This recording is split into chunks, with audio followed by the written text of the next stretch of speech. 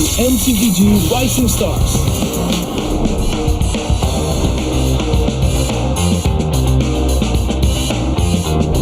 From September 12th to October 19th, take part in the regional contest, open to all players. Step up and prove your strength. Division finals will run from October 24 to November 2. The top 16 players in each division may advance to the next stage of MRS. Check your in-game mail for information.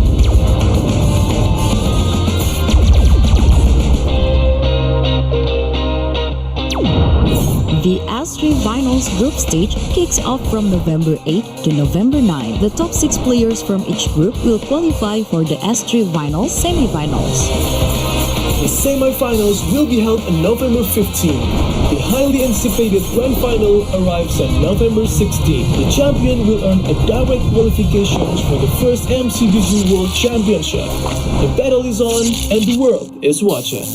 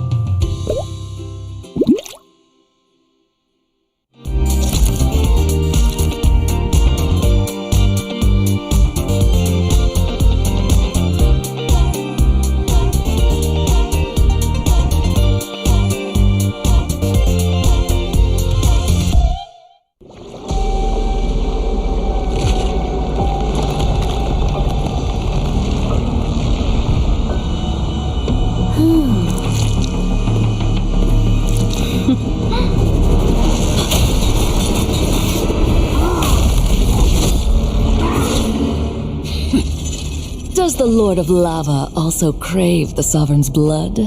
Fool! The tyrant's remains will only bring doom!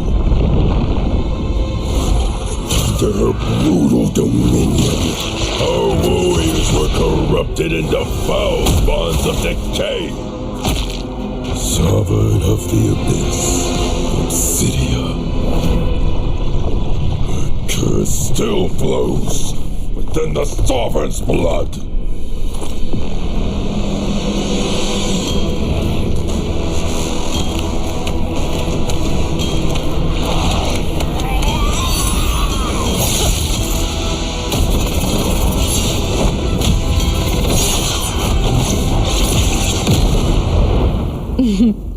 Such loyal little puppets, aren't you?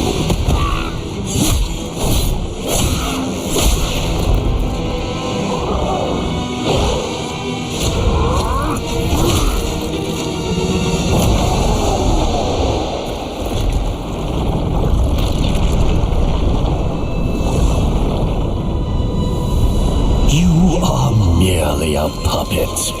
No different from my spawns.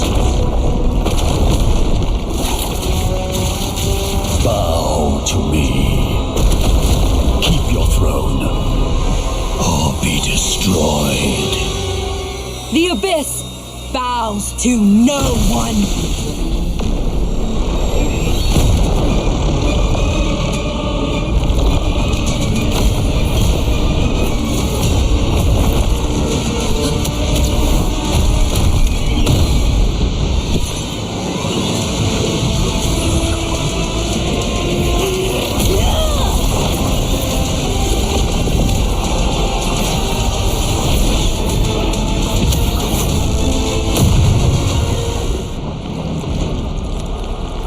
For the Abyss!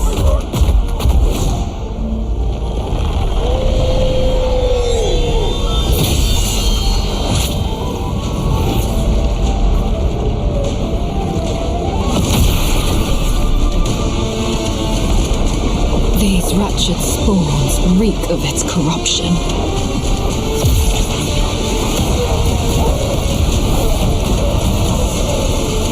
Your sovereign has a god to kill.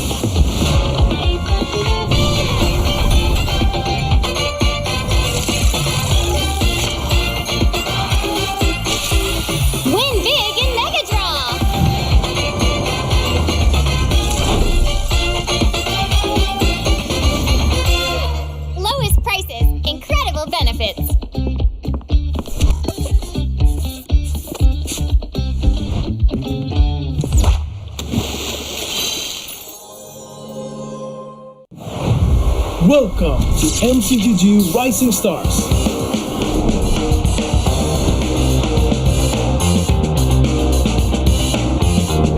From September 12th to October 19th, take part in the regional contest, open to all players. Step up and prove your strength. Division finals will run from October 24 to November 2.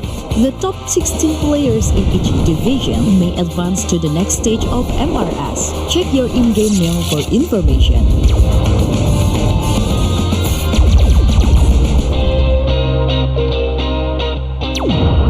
The S3 Finals group stage kicks off from November 8 to November 9. The top 6 players from each group will qualify for the S3 Finals semifinals. The semi-finals will be held on November 15. The highly anticipated grand final arrives on November 16. The champion will earn a direct qualifications for the first MCGG World Championship. The battle is on and the world is watching.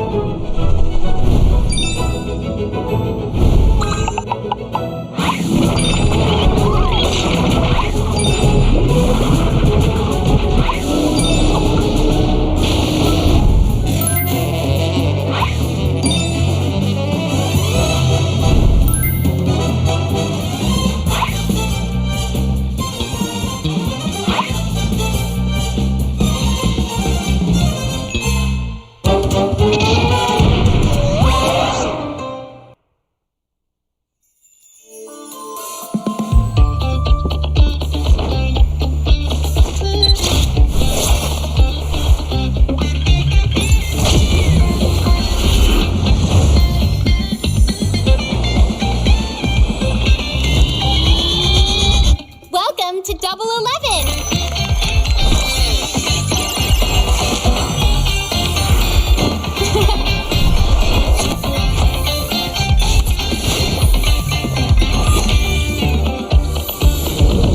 Amazing prices! Amazing styles!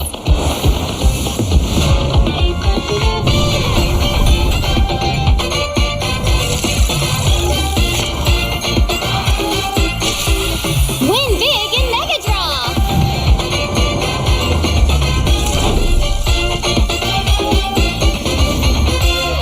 Lowest prices, incredible benefits.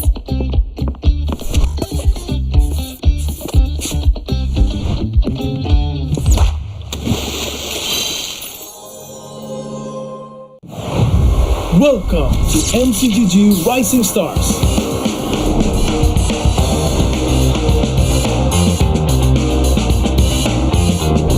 From September 12th to October 19th, take part in the regional contest, open to all players. Step up and prove your strength. Division finals will run from October 24 to November 2.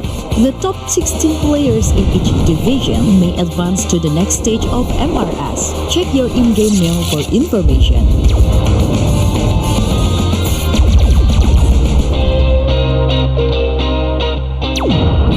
The S3 Finals group stage kicks off from November 8 to November 9. The top 6 players from each group will qualify for the S3 Finals semifinals.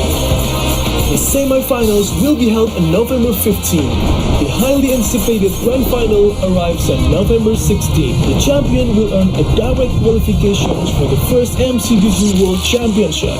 The battle is on and the world is watching.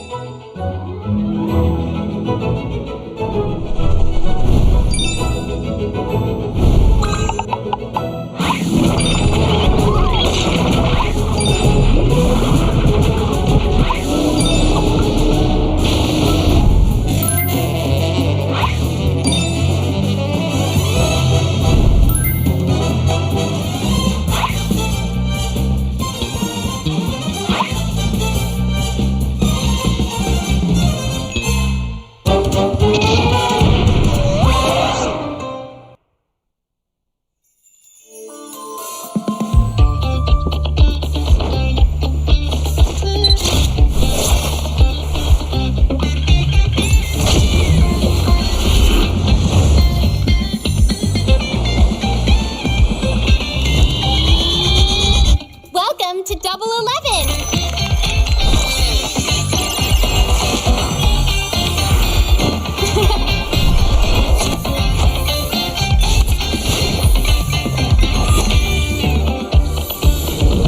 Amazing prices, amazing styles!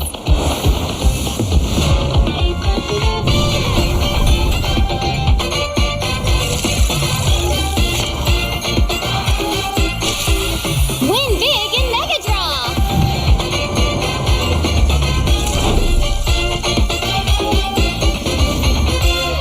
Lowest prices, incredible benefits.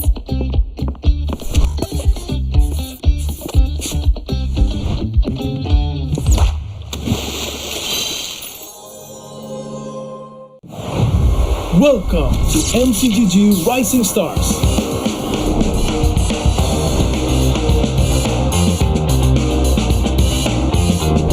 From September 12th to October 19th, take part in the regional contest, open to all players. Step up and prove your strength.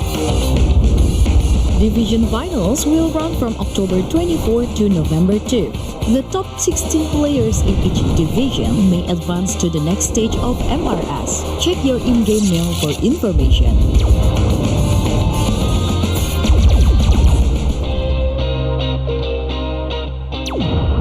The S3 Finals group stage kicks off from November 8 to November 9. The top 6 players from each group will qualify for the S3 Finals semi-finals. The semi-finals will be held on November 15.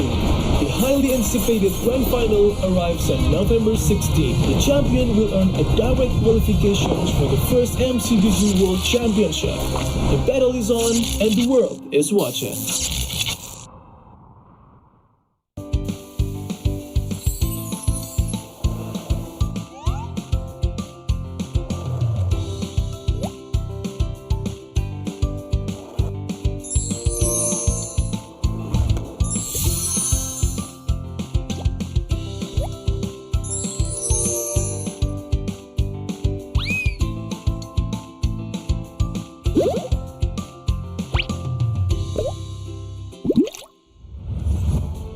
MPL Singapore Season 10 is powered by Moonton and Pulse Nova Entertainment. Presented by IT, your homegrown bubble tea brand since 2011. Official gaming chair partner DX Racer, the pioneer of the world's first gaming chair.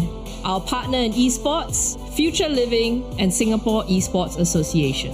Our official playoffs venue partner, the Centrepoint. And our official broadband partner, My Republic.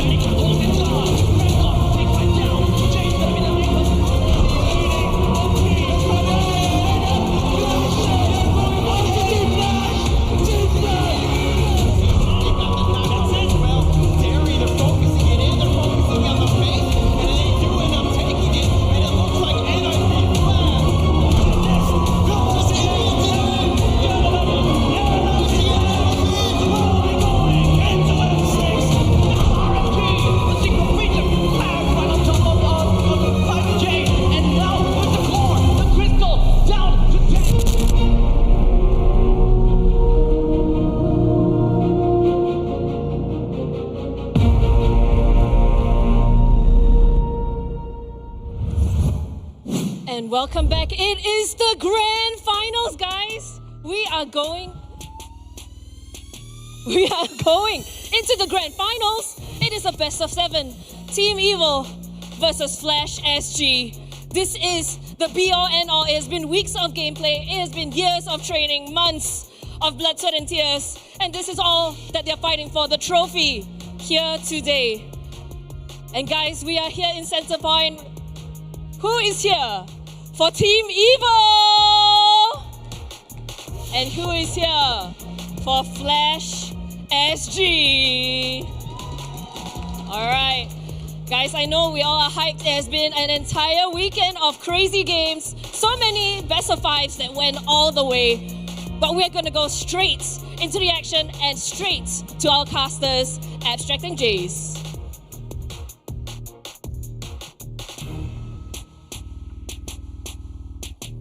Alright, never mind. We are not going to go to Abstract and Jace. We are going to go to look at the lovely MPL Singapore Season 10 trophy. It is a little bit sharp, but very, very big and absolutely gorgeous, guys. The winner of today gets to represent Singapore at M7 in Jakarta, and they are going to be representing Singapore, and they're going to be the pride and joy of us here. And so now that the casters are ready, let's head over to Abstract and Jace. Alright, ladies and gentlemen, the time is nigh, and we are now gonna be looking at the final series of the very long MPL SG Season 10. It has been a month. A lot of dramas, lots of upsets, and like what I mentioned, this is the most competitive MPL Singapore that we've ever seen thus far. Nothing can be as close as this right now, Abstract. Indeed. So, I gotta have to say that this series of today is gonna span all the way down to a best of 7 throughout the entire 7 possible games.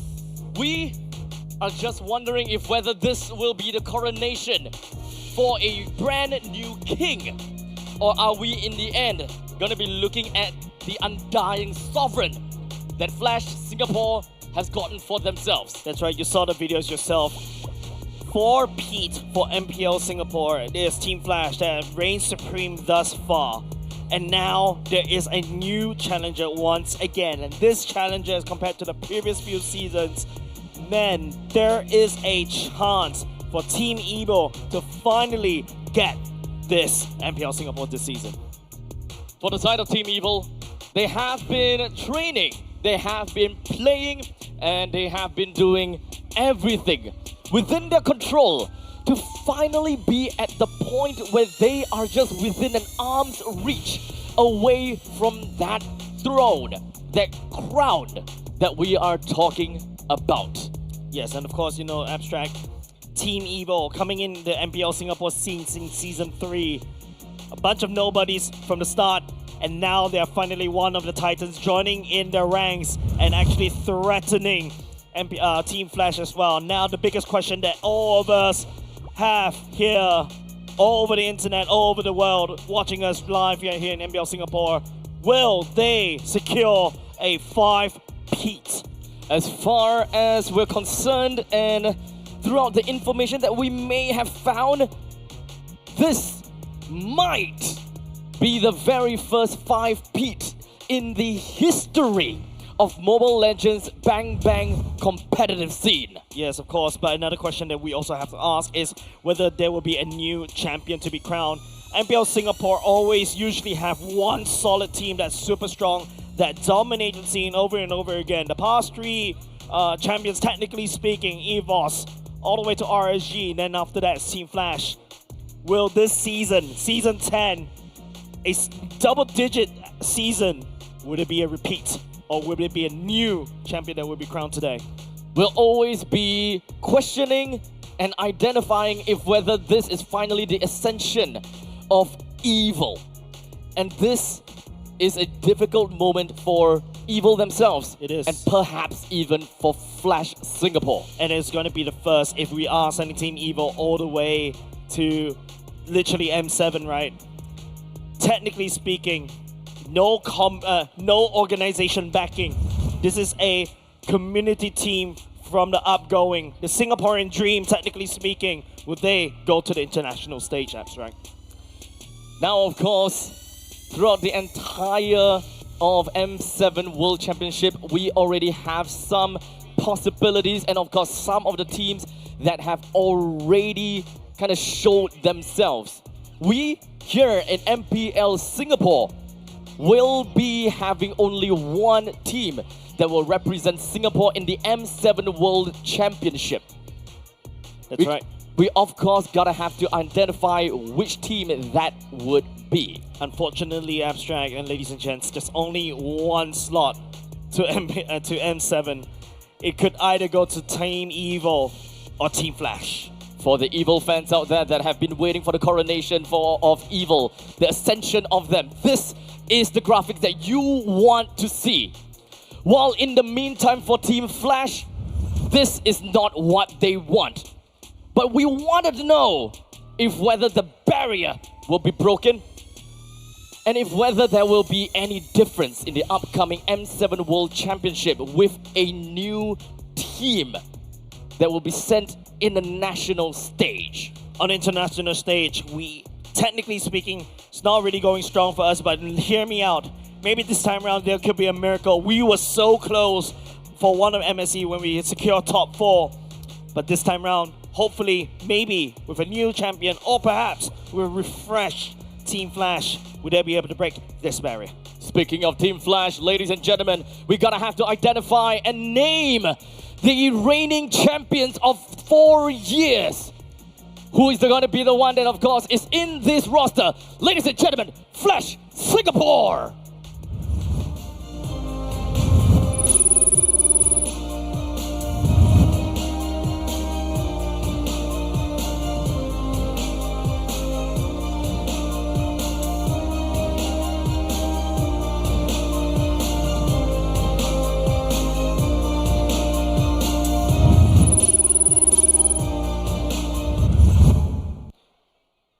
This is Team Flash Singapore, ladies and gents. Bear, Hades, Curtizi, Vanix, and Jay. They climbed so hard during the regular season, a little bit of a shakiness in the start, but they managed to stabilize the waters during the playoffs, and they are finally here. They are the first team that arrived to the grand final. Sure, they did not have to play 2 days earlier, and this time around, locking in this roster without JPL. But this is the brand new Team Flash that we're looking at. As James had mentioned, a rather turbulent showing throughout the entirety of the regular season. Statistically, in their own regular season, they fought against Team Evil. However, to no avail and was unable to take that series win. Understandably, the regular season is, of course, a very good statistic and a very good idea to find out who is on top of one another, with Team Evil hailing a 2-1 scoreline. However, they did manage to stabilize themselves a little bit further on, especially into this playoff. Their hard work and dedication coming into this playoff have definitely paid dividends. Definitely. Team Flash, by the way, you know, they won Team Evil yesterday. But of course, we're gonna have to take a look at the other side of the aisle, ladies and gents. It is, of course, the new challenger of MPL Singapore, ladies and gents. Give it up for Team Evil.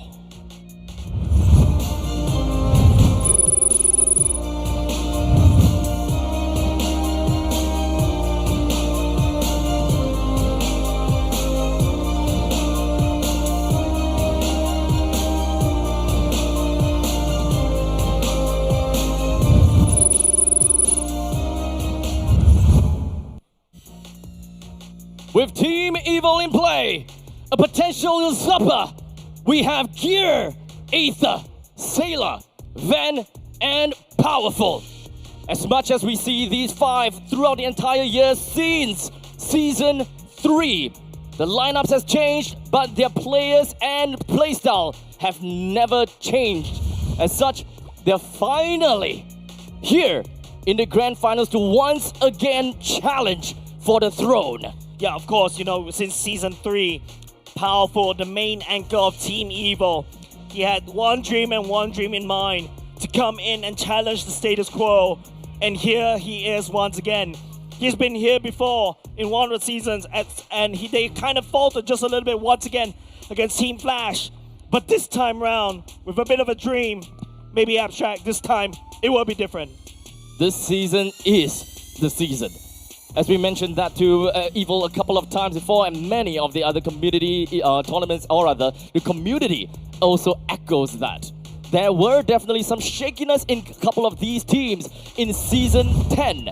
And we could possibly be able to tell that kind of story through this head-to-head. Yes, definitely. If you take a look at the stats, Flash SG, as of now, thus far, a very aggressive team. Even more aggressive as compared to Team Evil. KDA 4.2 versus 3.6. Even though Team Evil technically got more gold. But Team Flash, once again, based on the total turtle that you're seeing right here, they are really solid in the early game, but once they got that inch in the early game, they will go the certain mile or even a kilometer or even a light year, especially when you go to a later part of the game.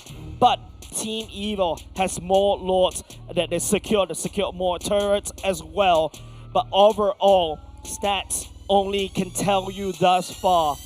We need to take a look at the games later on, Abstract. This is going to be super, super tight between these two teams. A quick little throwback, especially for the members of Evil, as they have played a total of 5 games before this grand final. This is, of course, another testament to their stamina, if whether they will be able to hold out all the way through after 5 grueling games against Kingdom Esports. If Kingdom Esports has done anything, that will be bringing their stamina all the way down and putting Evil in a hard spot. Otherwise, if it's over to their advantage, it helps them identify and understand drafting a lot better, which could potentially flip the script of what Team Flash did to them in the upper bracket finals. Gonna go into the first map of the day, ladies and gents, for the grand finals. It is going to be a dangerous grass map. This map is very dangerous, definitely for the side of Team Flash and also Team Evil, because it's all up to the roamers. It's going to be a Jay versus Powerful kind of matchup, because you really have to really open up as much of these grass as possible, and it all lies on the responsibility of Jay and also Powerful. Knowing how Team Evil likes to play usually is that Powerful is very active around the map, scouting out most of the things. And like what you mentioned, Abstract, they've shown quite a few games earlier today, and I'm very sure Team Flash, especially Coach Adamir, has been taking notes. As we move on to take a look at the first few bans, it does seem like we do have Team Flash that goes out for the Jusin, Cici, and Yu Jong band Evil, with the Hayabusa, Baxia, and Farsa. Understandably, we have seen a couple of these heroes played and banned many times before. The Ishinshin looks really juicy for the first pick team for the side of Team Flash. They'll snap pick it for the side of Hades, showing their hands right off the bat.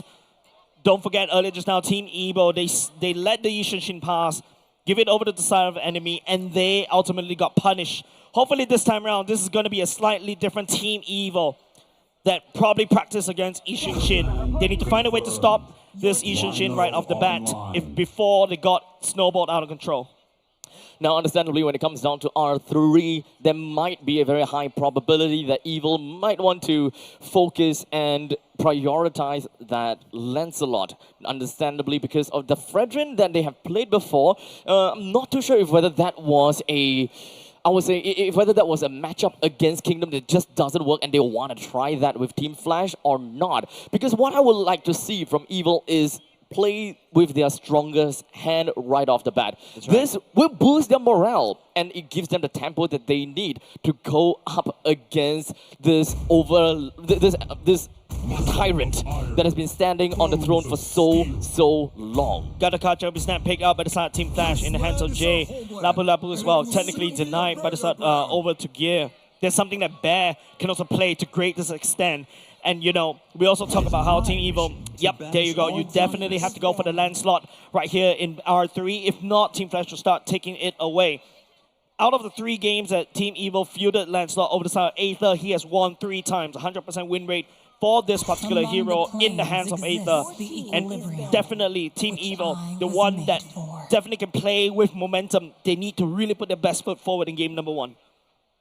When it comes down to Team Flash's draft, Lapu Lapu is the only thing that could show any form of flexibility, with Vanix having the opportunity and of course had the short and experience with playing Lapu Lapu.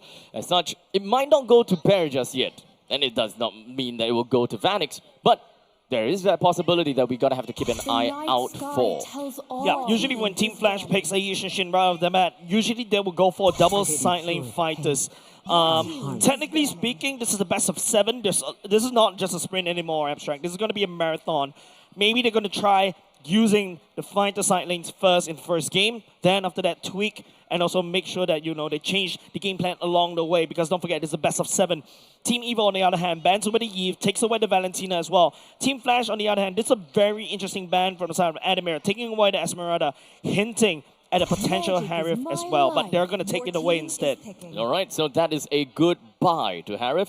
The thing is, Evil, they still gotta have to focus on their side lanes, and Evil, my oh my, it could go anywhere. As you talk about, it's very likely going to be fighters also possible, because we do have a Kimi that could come in as the insurance for marksmen in the later stages. However, Granger does seem like a pretty good pick here. Yep, Granger definitely looks really good, juicy for the side of Team Evil. You can pair it up alongside with the Kimi. Those are your winning combos. You have burst damage. You've got also the burst coming up from the land slot. The Kimi can provide that DPS. Team Flash, on the other hand, they can always swing back into that's definitely going to be Ruby. Should be a Ruby going to the gold lane in the hands of Ven. Team Evil is going to fight fire with fire. They're going to respond with their own gold lane fighter right off the bat. Now Team Flash, they gotta have to show all of their hands now. Yep. And possibly face off against that R5 X Factor. We will generally look at the Ruby and assume that that is gonna be the gold lane Ruby. As such, Team Flash, they will settle with a Granger and a Lunox in mid. A bit of an interesting pick, drafting pattern coming up from Coach Adamir right there. Snap picking the Granger all the way at the last moment, and then after that locking the Lunox. Because technically speaking, if you look at Curtizi's hero pool, the Juicid already banned away, the Farsa, the Eve, the Valentina as well, Coach B Toy literally making it very hard for Curtizi to play. But Team Evil right now, locking in the final glue. Coming in for the side of Team Evil, we haven't seen glue in a long time, ever since the past rework. As such, ladies and gentlemen, we have got the 5 heroes that have been picked up from Team Flash, and of course the other 5 from Evil. The very first game is just about to fall through into the land of Dodd. Whichever team that manages to snag themselves the very first game will understandably be able to get quite a bit of a tempo, and this will start a mental game. Sorry, correction. This is the first glue we have seen so far for the side of MPL Singapore. Wait, for real? For real. The first glue? Yeah, the first glue. The very first glue of MPL Singapore Season 10. And it's shown up in the grand finals. This could be the secret weapon, the secret glue, the secret sauce for that Team Evil to thwart what Team Flash have in mind. As such, ladies and gentlemen, boys and girls, for all of you at home, we hope that you're going to enjoy this entire series, as it will be one heck of a marathon.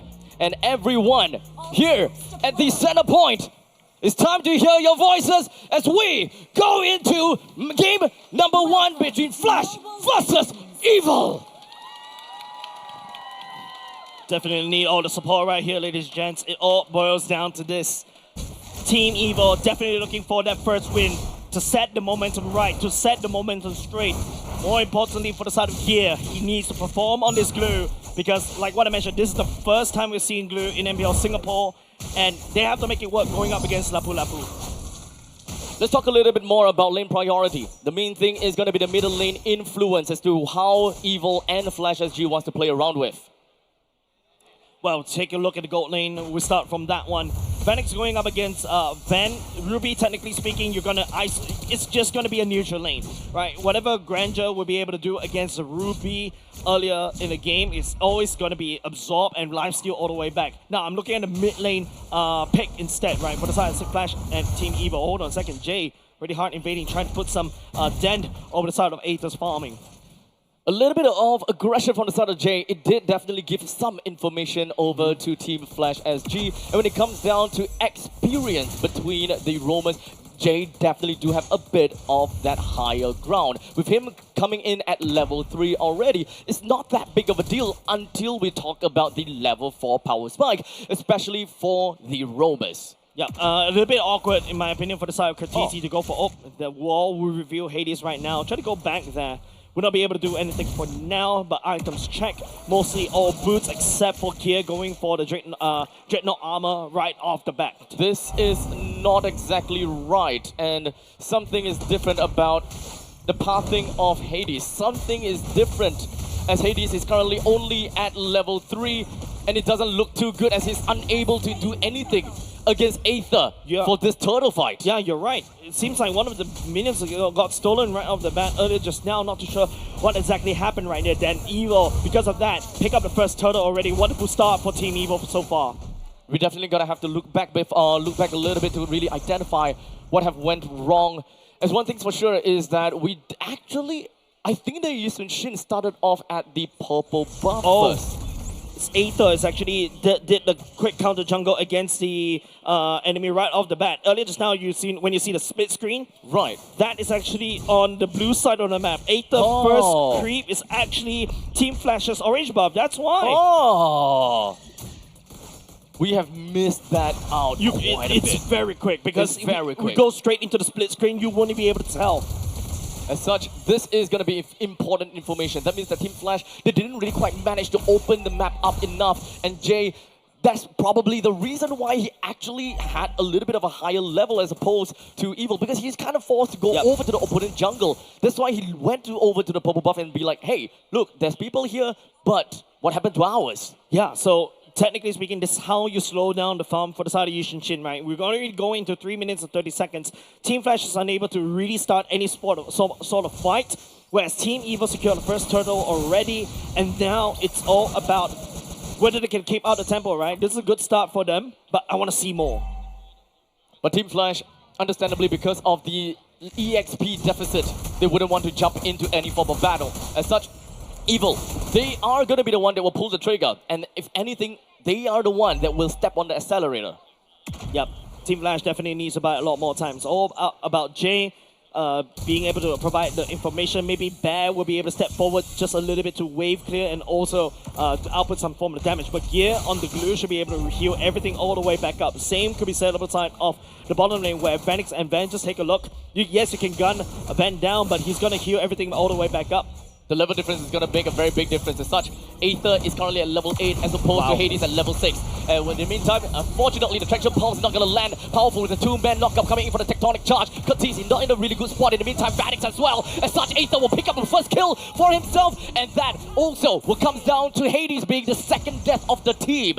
You can see that Team Flash literally put everybody right down at the turtle pit right there because they know they have to play from a deficit, Abstract.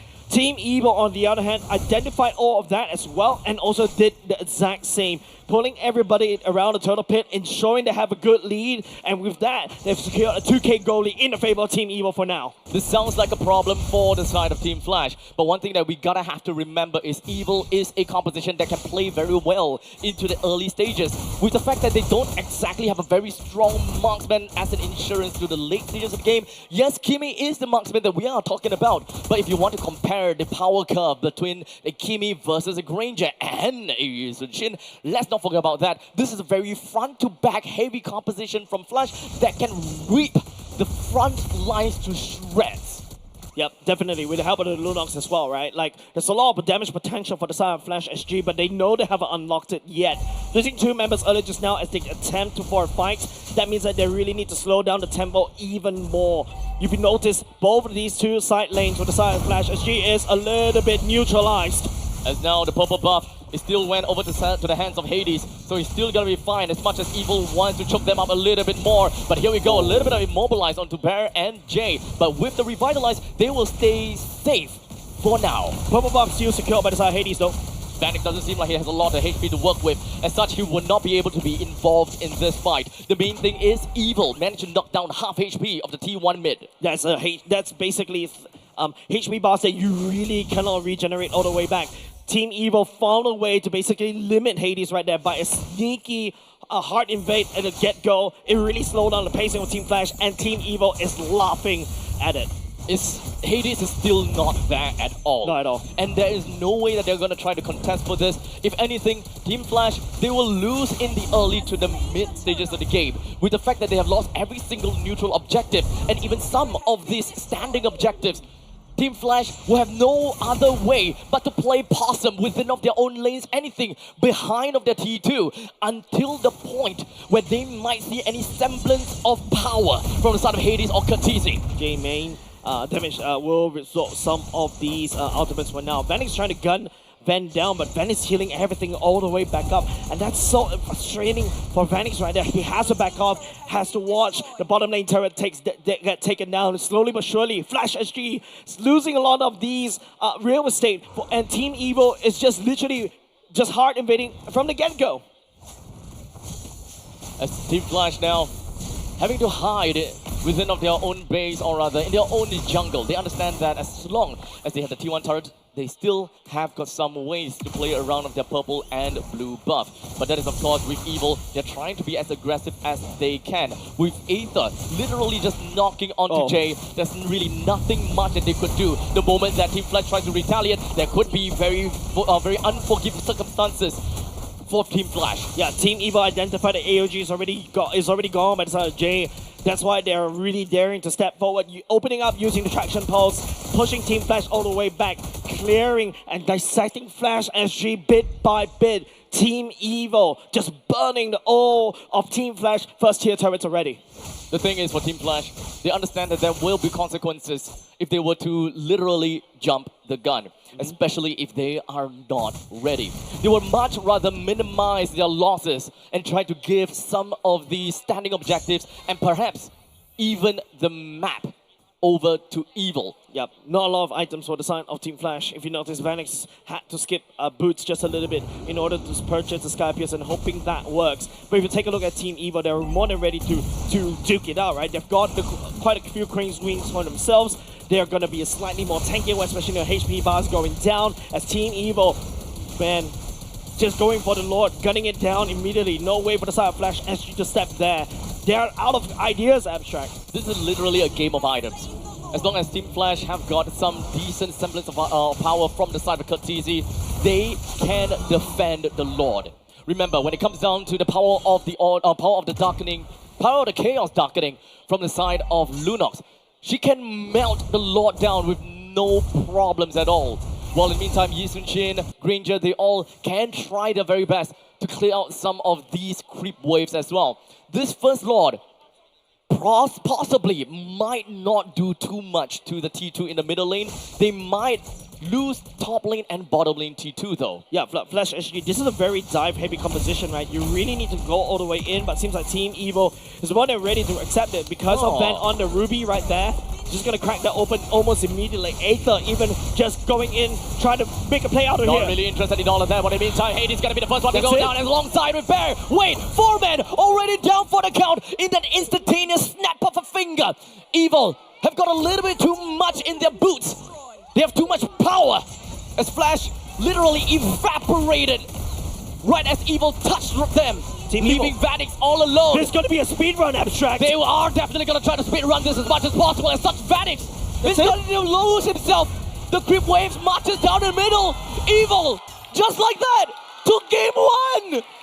That is perhaps one of the fastest games that we've seen so far in the grand finals. Team Flash, there was no fight in them. I wasn't expecting them to just literally end it right there because all of a sudden, kaput, everybody from the side of Team Flash gets deleted. There is no action. It's like a dead fish for the side of Team Flash, especially in game number 1. To be honest, that is kind of a situation where Team Flash would say, GG, go next. I don't think that this is going to do too much to Flash, or rather Team Flash SG's morale or tempo. It is definitely a loss to them, and they definitely isn't happy about that. Yep. However, the early game invade and the fact that Aether is forever and always in the lead in terms of XP. Hades knew there's no contest when it comes down to any form of standing on any form of neutral objectives. Yeah, like literally, it all started from the fact that the game is over within the first minute. Yeah, like the first second. The fact that they used the they actually sent Aether to basically counter jungle from the get-go. And that's it, right? Like, all of a sudden, Yi Sun Shin's power is just diminished, limited all the way down to absolutely nothing. Once your jungler is slightly behind for the first turtle, literally from the side of Team Flash, there's nobody that could step up and also, you know, do something right there. MVP, well given over the side of Aether, right? Like, it's just a macro decision that dissected Team Flash in what? 10 minutes? 10 minutes. It's sub-11. Roughly about 10 minutes and 20-ish seconds. 10 minutes 18. 18 seconds. So, as much as this game is kind of anticlimactic because It is. Evil, they just won in the early game and they just kind of steamrolled with that. My only qualm about that game is the fact that I would say Team Flash, they are very realistic. They know that the game is over and they just GG go next. It seems that way to me, right? Because they don't seem to want to try taking big fights. They're mostly just inching further backwards and backwards and backwards because they can't see an opportunity. They can't see a spacing where they can kind of jam themselves in between of that space. Just look at the amount of turrets and turtles and lore taken by the side of Team Flash. There's nothing, right? Team Evil literally know that, you know, when you go for the Ishin, you really need to try to snowball as hard as possible. What Team Evil do is just hard invading, and then after that, using power to open up the map even more. And remember, what I want to mention, this is a very good map for the side of Team Evil, right? Like, there's so many bushes, and nobody from the side of Team Flash is able to open up the map. Jay can't step into the bushes. If not, he's going to get blown to pieces. He tried to do, though, and he has to AOG and tap all the way out. Bear, on the other hand, that was a neutral lane on the top side. All Gear had to do is just exist, and Bear all of a sudden just couldn't perform and couldn't do any form of damage because Gear was healing everything back up. Cortese, on the other hand, the mid lane, it is a constantly push because Sailor could just shove and then after that rotate and create opportunities around the map. Cortese, yes, there's no targets for him as well, right? Like, if you go into the Chaos Darkening form, all Aether has to do, Thorn Rose, Phantom Execution, there's so many iframes, and you're unable to land a form of damage. And it's always a massive burst coming out of Team Evil. There's no way that Team Flash can actually do anything in that particular game. This is, for the lack of better words, quite literally a easy game for Evil. Yeah, it but is. to be fair, it is a very good decision making from the side of Evil because this is kind of a high risk, high reward thing. If Lancelot were to be found out, there is a very high probability that he would just go down, and instead of him being able to trample on the growth of Hades, it would be him trampling on his own growth. But I think it's possible, right? Team Evil, they know that level 1 as a Lunox, your power spike actually comes in level 2 when you add in your second skill. Your first skill, on the other hand, relies on a lot of these healing items. Basically, you outlast in a team fight, you wave clear, and then after that, rotate. So basically, that's what the Lunox want to do at level 1. At level 1, Jay also couldn't do much either, right? Hades, on the other hand, yes, he can rotate and dash around and also up on the damage, but he's too busy in securing and also farming up. So Evil identified a small little timing opportunity, took it, and then after that, the rest is history. It's very unfortunate for Team Flash, I gotta have to say, but GG go next. They're gonna have to identify and take a look at game number 2. What's gonna be the difference? What is the problem? We, at least for Jace, he mentioned a little bit as to what disables them. Because of the early game, Lunox and the God of Kaja, they don't have ways to realistically be able to stop that that Lancelot. And even if they do, it's gonna be difficult to catch him.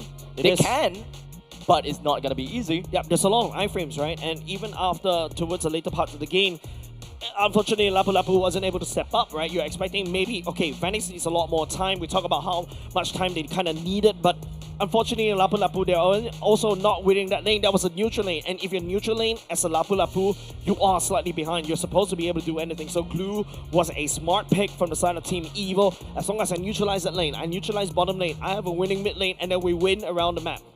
Honestly, when it comes down to Glue, it is constantly to the point where as long as you have a Glue, the opponent doesn't have a CC, the lane is yours to take. Yep, let's take a look at the updated graphic that we have so far, ladies and gents. Just to showcase once again, this is the M7 World Championship team representative. So far, this is not locked in. Some of the teams are already locked in, mind you, for example, MPL PH, Mina as well, and also for the side of MTC. They've already locked all the way in, and now it's all about our slot in MPL Singapore. Team Evil, on the other hand, this is based on regular season stats, but of course, you know, there's a lot of things happening concurrently as well, is MPL ID at the same time. And at this point, we do have quite a bit of these teams that have already showed themselves. And of course, I think that it is a very difficult pill to swallow, especially for us Singaporeans, as to which team is gonna be, how it's gonna be, so on and so forth, right? Right now, this is based on season statistics. Yep. Right? So the most likely to make it through. However, there are of course the boxes at the bottom where it is Team Liquid Philippines, Aurora Gaming, and Aurora Turkey that have already been qualified. So those are fixed. Everywhere else, Team Falcons is also fixed. Yep. Everything else is based on team stats and the probability. Who is the one that will represent their respective country? Yep, that's right. Now, focus back into MPL Singapore right now. For the side of Team Evo, right, this is a great start, right? This is an absolute great start. There's no answer for the side of Team Flash, and now it's going to force, Team Flash to have like a double take just a little bit. Are they going to have to... Is it worth it to pick that Yushin Shin right off the bat? I think it's a yes, because Aether is also really strong on the Yushin Shin as well, but they went for a Lancelot, which, he had a wonderful showing, especially in the previous series where they went up against Kingdom Esports.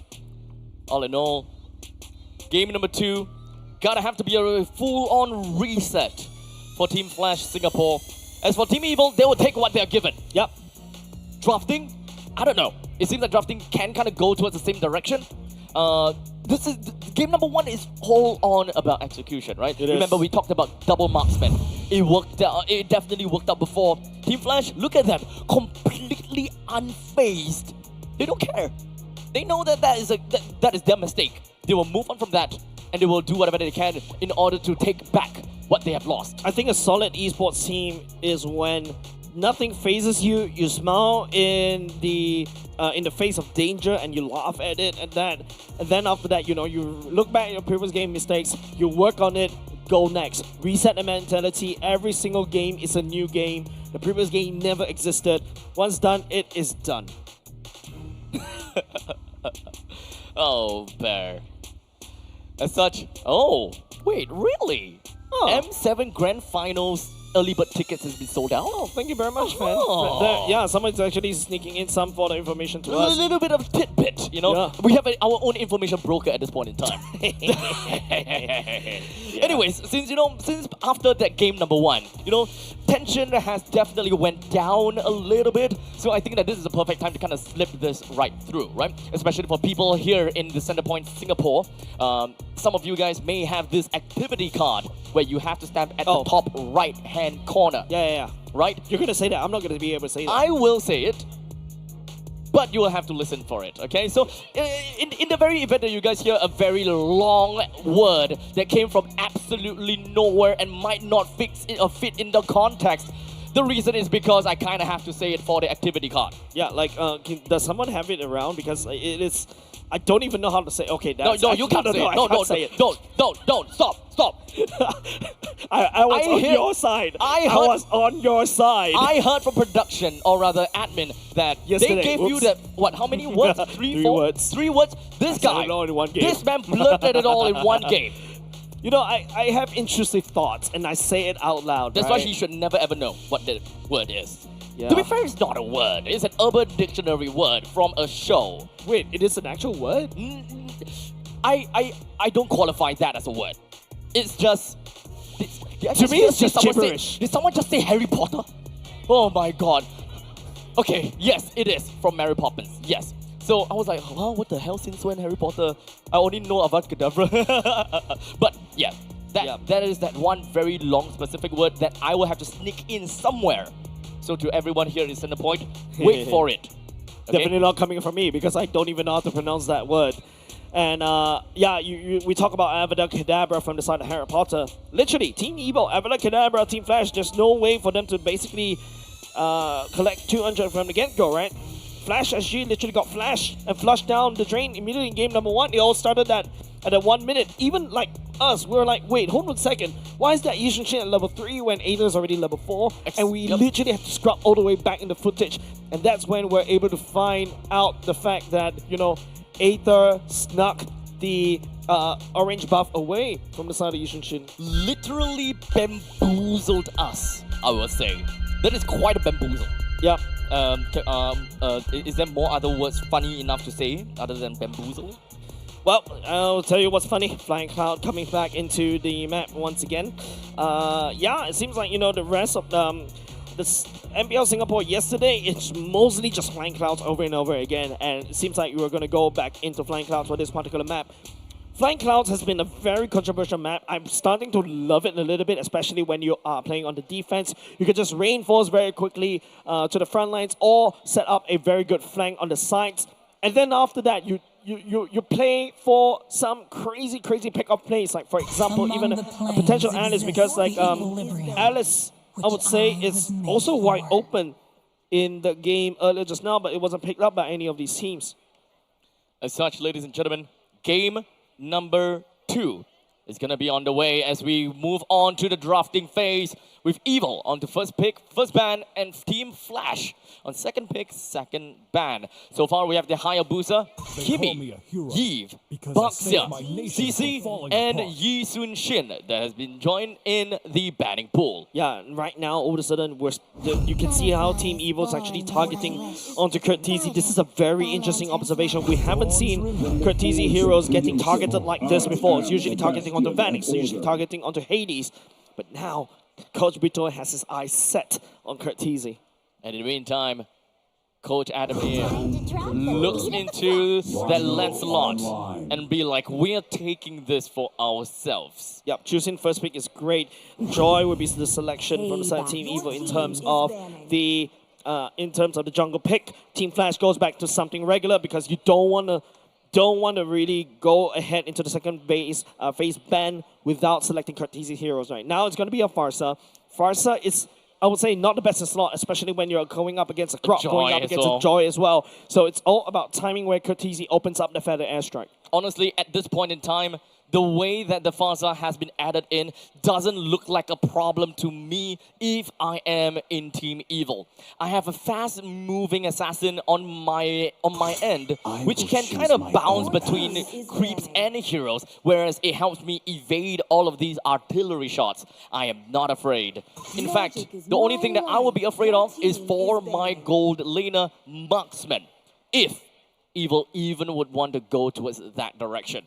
Yeah, even from the side of Team Flash, I really don't blame Vanix at all in a particular game. It's really hard because Van is equalizing every single poke that you're doing against Ruby, right? Like, it's just something that you really have to try to hunker down and hope for the best on the other side of the map. But if the other side of the map is neutralized, your mid lane is actually crumbling, unable to rotate faster and harder. By the way, if you are a Lunox, it's very hard for you to wave clear as quickly as compared to a Kimi. That's why, you know, Sayla is really active around the map. And don't forget, you got Aether that is just really miles and miles ahead. And if Jay doesn't really catch onto the Lancelot easily, it's very hard for them to do anything at all during the mid parts of the game. The two of the most famed gold lane fighters has now joined into the banning pool. We, unfortunately, still don't have a right idea as to how the side lanes is going to look like. We have no fighters, no XP laners, and we have no gold laners that's shown out. And unfortunately, Evil, this time, as the first pick, first ban, will be the one to have to show their entire team lineup, giving Team Flash the possibility of outdrafting Evil with their X Factor R5. I'm thinking Moskov right here for the side of Team Flash. Something you tap onto the Gato Charge Global, you'll be able to jump far away. You can deal with the Joy, you can throw Spear of Misery over there, but there's also still a CC immunity from the side of that. Oh, Yuzhong coming up. Yuzhong has been leaked? Okay. Apparently that has been leaked all the way through. Yep, Alice as well. Bear is going to be real happy about this. Yeah, Alice as well, right? Team Evil can also play this one. Imagine Alice goes in with the TOR right when the far side opens up with the Feather Heavens as well. There's some iframes from the side of Team Flash. Hopefully that's good enough. But right now, I think they're just going to leak out that leak out the goal lane just a little bit. Okay, we're going to go back into regular programming for the side of Team Evil. They tried to use it yesterday against Team Flash. But Van going in for the Cho. This is a Cho gold lane for the side of Team Evil. I can totally understand the fact that they have decided to go towards this direction. They don't need a reason to deal with a high ground Farsa if they're just going to be playing dive all the way through. Especially with someone like Cho in the gold lane with great mobility, you can quite literally Jit Kun Do and Shumpo your way and out of that ultimate from Farsa. It's either you go out or you go in or you sidestep to the point that the ultimate from Farsa becomes irrelevant. Is this a time where Team Flash goes for a fighter jungle? Fighter side lanes, mind you. It's going to be not the case. It's going to lock into the Moskov. And now it's once again going to be a race, right? Team Flash need to race and make sure that Moskov get a good game and also farm up. Go into the late game as quickly as possible. They've got certain regions from the side of Team Flash are able to do so. The Lancelot is activated right at the get-go. Very solid hero pick, especially early to mid. You also got Farsa to use on these, and also the Gatakacha. These are the four heroes that really escalated tremendously at level 4. I do extremely like the fact that there is a Moskov in this game against a dive composition. Very self-sustaining in the gold lane. And of course, you can pin the people that is chasing right after you. As such, ladies and gentlemen, this is the full lineup between Team Evil and Team Flash as we enter into game number 2, with Evil gaining their first win, completely unfought for, unchallenged. Evil is happy with game 1 win. Will that be the case again for game 2? And if whether Evil can take the second game in a row.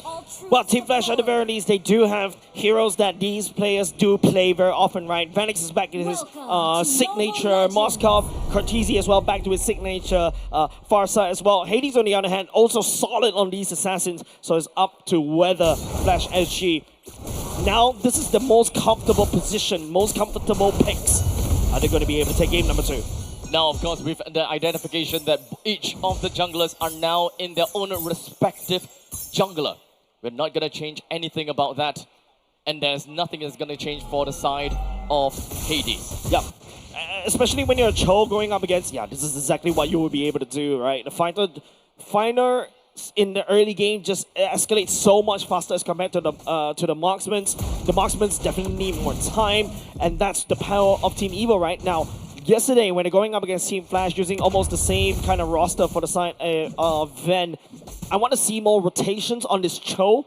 Start joining the turtle fight on the other side of the map. It's okay to let Vanix basically farm up, because if you speed run this, like what happened in game number 1, Team Evil may sneak away game number 2.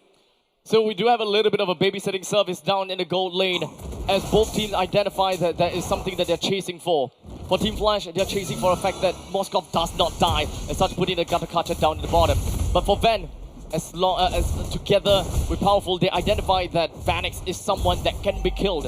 And with the help of Grok, Ven can potentially do something about this. But that's also a problem, right? Look at where Powerful is pouncing, because Jay was too busy babysitting Vanix all the way down bot. They've forfeited the mid lane priority, and now Cortese has to go all the way back. It is Sayla that has a stronger early game right now. It should be able to pop to level 4 faster as compared to the Feather Airstrike. Over the sudden, early game gameplay is already slightly awkward for the side of Team Flash. This is what you can expect coming in from a gold lane Cho.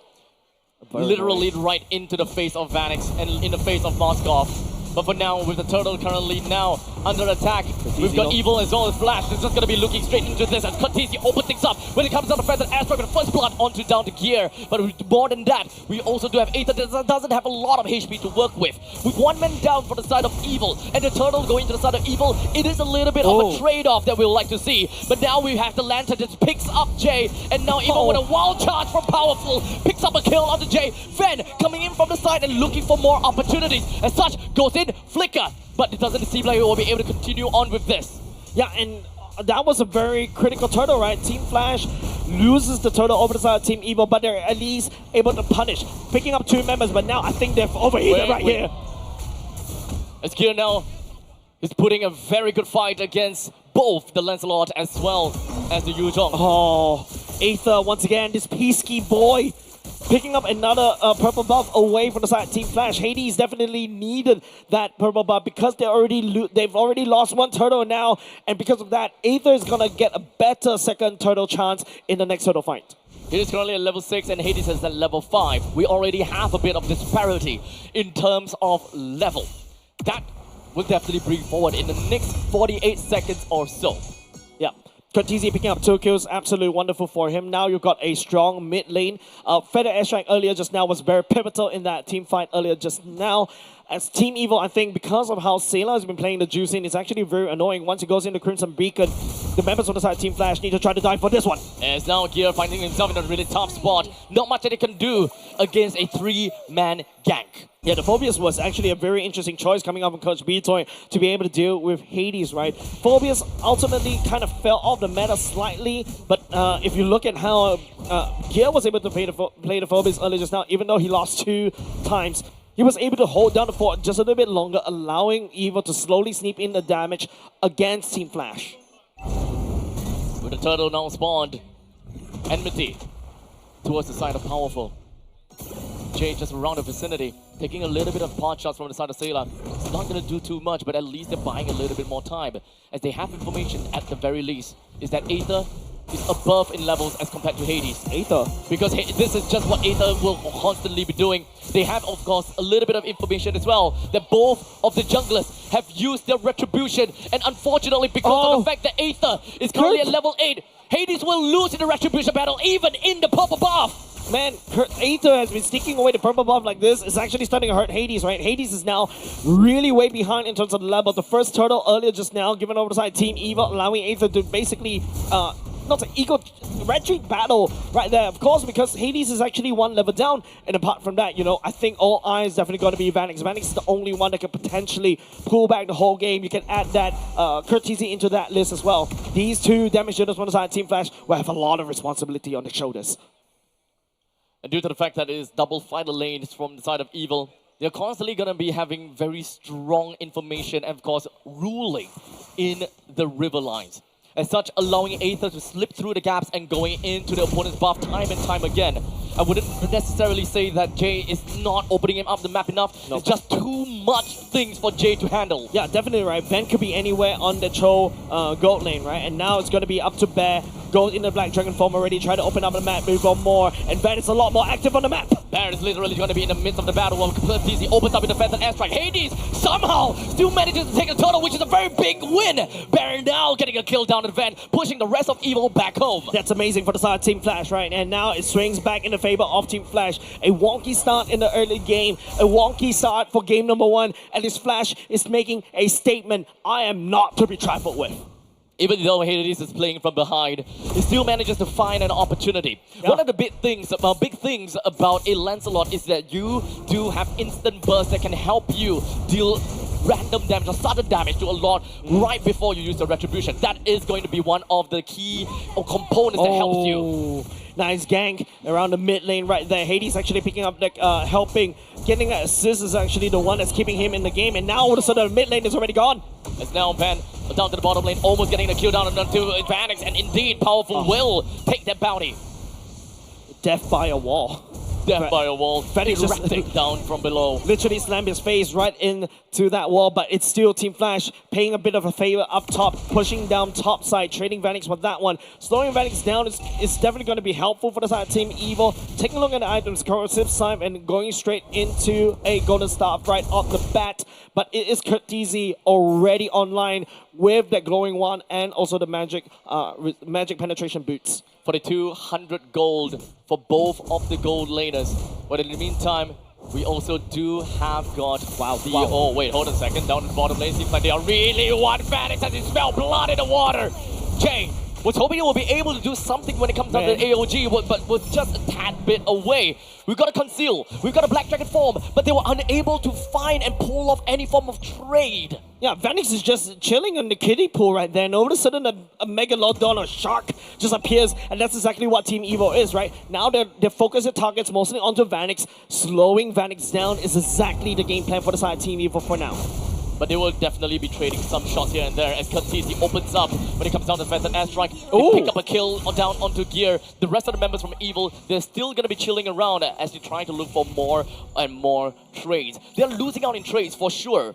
Evil, they will start to lose out more as now Flash have got 2,000 gold lead on top of Evil and they have regained posture. Aether is trying to charge up the dashes as quickly as possible, but he's not able to do so. Vanix, yes, down to that, but he's able to join any form of fight. Van is being super annoying for the side of Team Flash right now because Van, as this Cho gold lane, is just opening up the map as well and also finding key targets. There's gonna be a two-man tectonic charge. A lot powerful to get a kill down. Well, however, Hades did manage to get it with a turtle, or rather the lockdown. Powerful will go down in the meantime, but jungle against jungle. Hades takes the first L, while Ven continues to encapsulate the entire moment by getting a kill down on the bear. It's a 1-for-3 trade, while the Lord still goes over the side of Flash, and in fact it's not quite over just yet, as Evil really wanted a T1 turret. Yes, I don't know who got a very good trade, right? Flash SG needs to sacrifice 3 members from the side of themselves just to be able to take down the Lord, which kind of slows down, kind of deny it. But Team Evil made it a bit of a stalemate, right? Mid lane also cracked open for the side of Team Flash, but Team Flash has the Baby Lord. The Baby Lord marches in, ready to pillage all of the standing objective that Evil has. All these small little random bounty across the map is going to be some rich red packet over to Flash SG. Yep. But Team Evil was able to crack open mid, and then after that, go ahead and fix the waves. Now, Team Flash sending this Lord down, I think, is just gonna be like watered down and saying there's nothing you can gain out of this one, especially when you look. Team Evil fixing down bot lane. Ven is also down there as well. Flash need to make a play right here. Conceal play also going. Here comes the Black Dragon form. I don't know whether they will actually commit into this. Indeed, they will. It does seem like Aether is gonna be the first one that will be under the chopping block. However, they will try to go for a little bit of a trade onto Bear as he dove in right underneath of the turret. Ven doing God's work down at the bottom lane right here. Team Evil was actually having a bit of problem right there. At least they were able to pick up Bear up the top, but Ven is the one that led down the siege down bot. He's sneaking all these objectives away from Team Flash. It's completely tallied out, and I will say that the trade is fair. And for losing a jungler, you take 1 turret in the bottom and also you take 1 XP laner out of the equation. It's pretty fair in my honest opinion, with Evil now having a slight tad bit of gold advantage of 600 gold in total economy. Yeah, but right now, you know, if you asked me earlier just now, but hold on a second, there's going to be a slight pick off right there for the side. Ben, the kick was already, sorry, no kick, there's a knock up onto Hades. But if you asked me earlier just now, Abstract, who actually got the Lord, I would say it looks like Team Evil was the one that got the Lord because Flash did not get anything out of that Baby Lord. And in fact, they lost even more. They lost 3 members to get that Lord right there. They lose the bottom lane turret, and then after that, as they're trying to lay down siege up top, Bear got killed as well by the side of Team Evil. Essentially, it's going to be a tough spot for us to really identify how is it going to be like for both teams.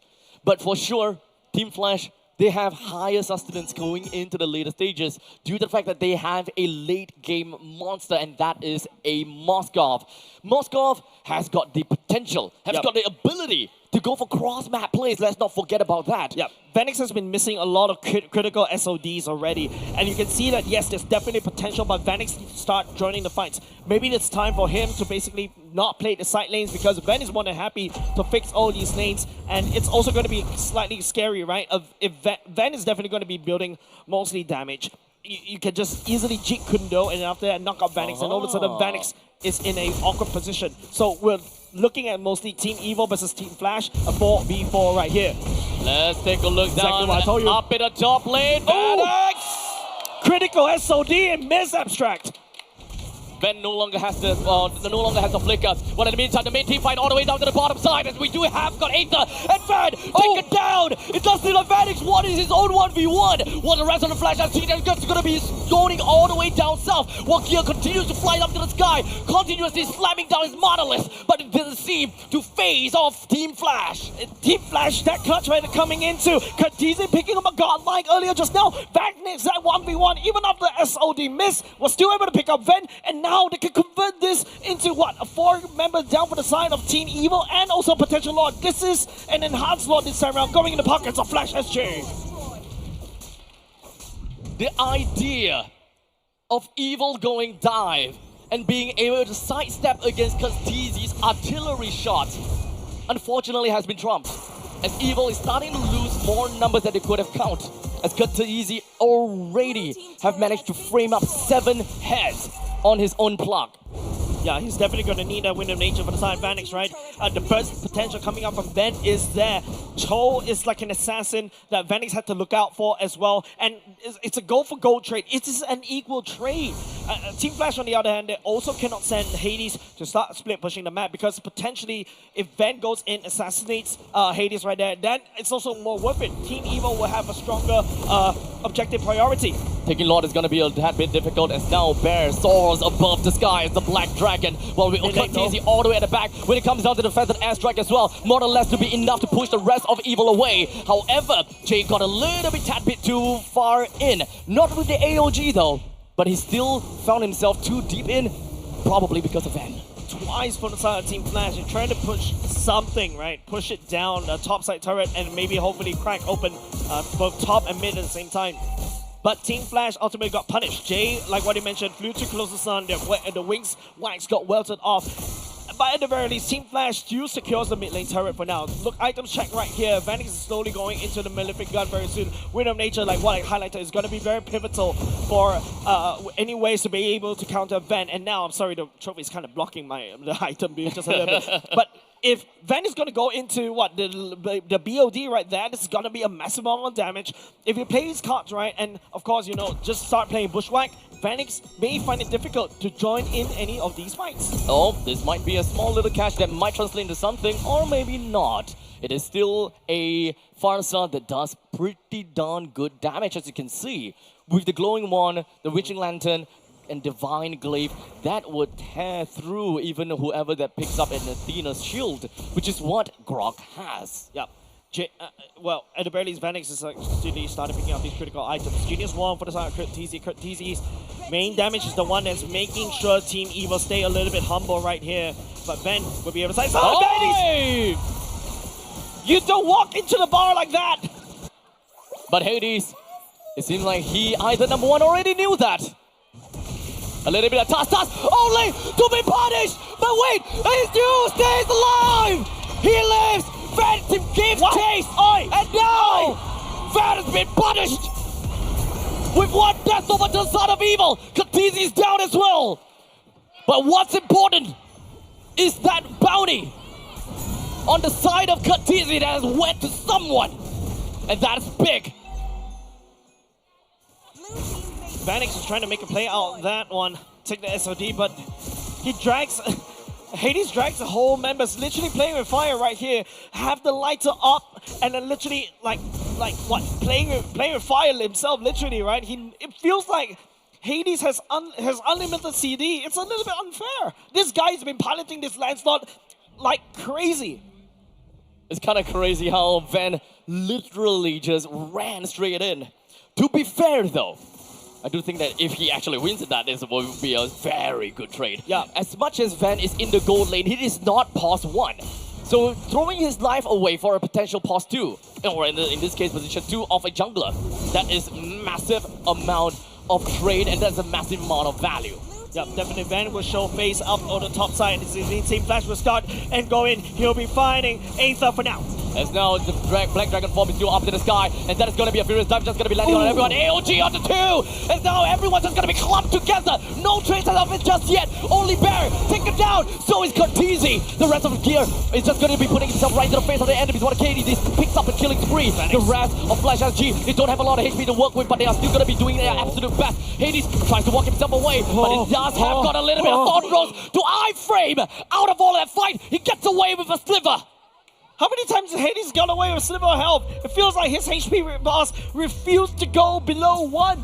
So many times to attempt this miraculous escape.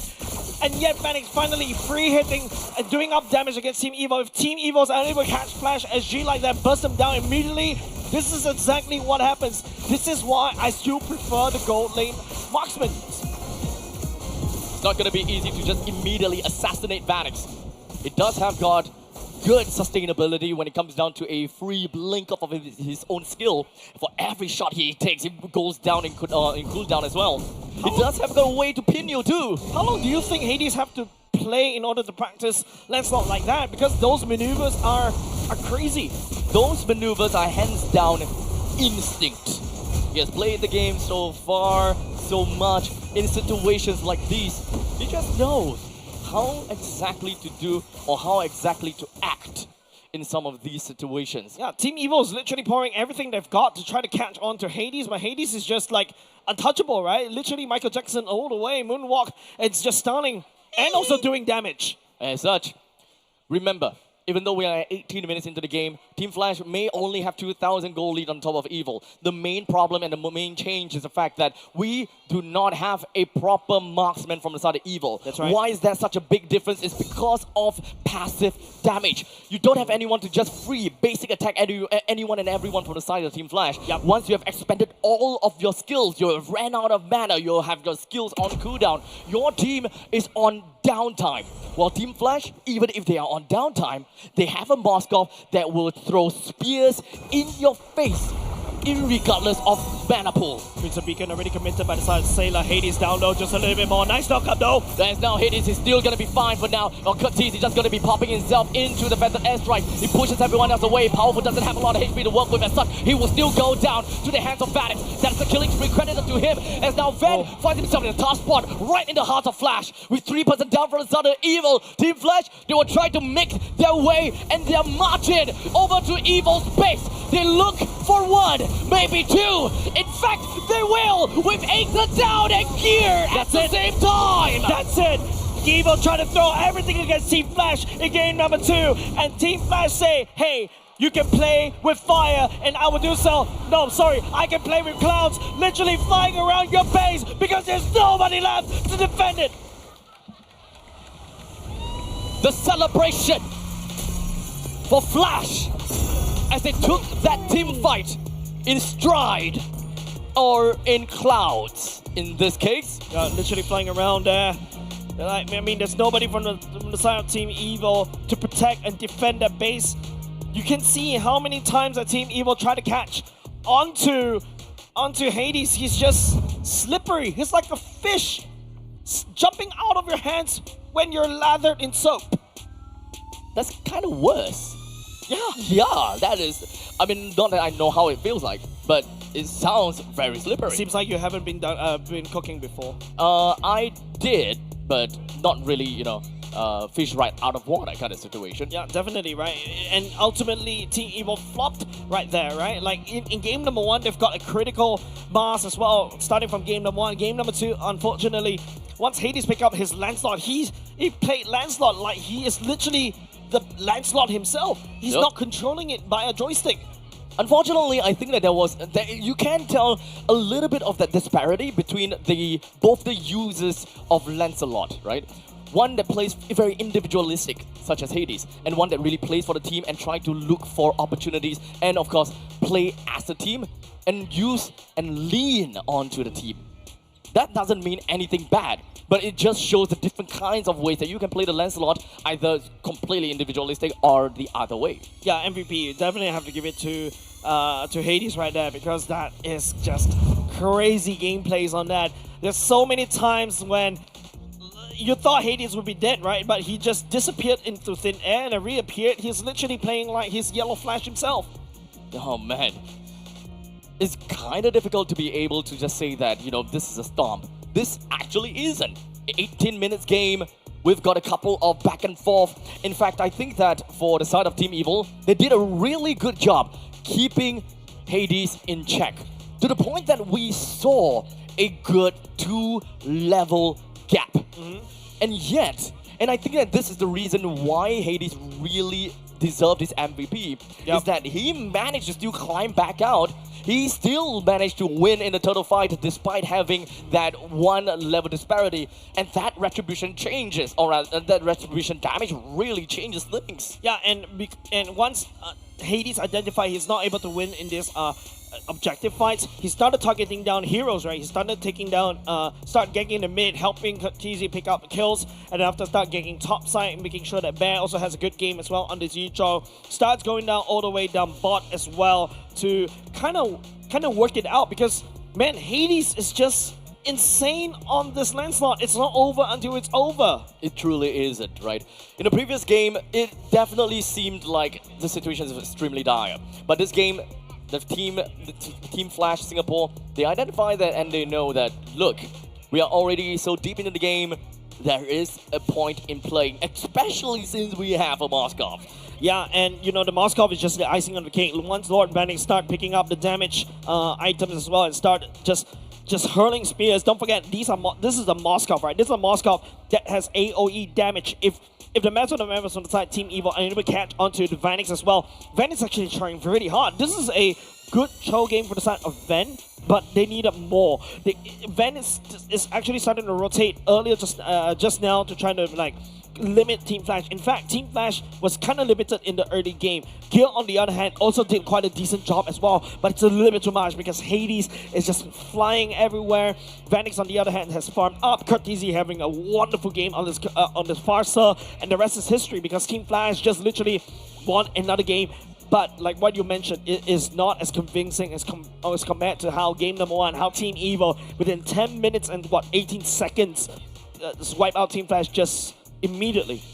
One thing's for sure is that Cho Gold is something that we don't see very often, and in fact, this is a relatively new thing. So let's highlight that a little bit here and take a look at what he has gotten for himself and, well, supporting for the team. With the Blade of Despair in his name, not Blade of Heptases, Blade of Despair, together with the War Axe. The War Axe is actually the first item that Van built. Yep. So let's remember that, right? We also have the Brute Force Breastplate and the Endless Battle.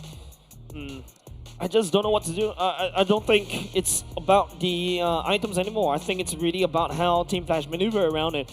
You can see how Team Evil trying to lock down Hades, right? They're so powerful, has a tectonic charge and also the slam as well. Van also has the kick. Gil, on the other hand, also have a way to basically knock people up and stun people up.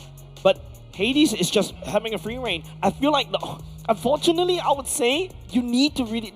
Team Evil struggling to lock down Hades at all. Heck, even a Eudora stun or even a Cyclops lockdown... Shut up. ...is required to lock Hades down and basically beat him down right there.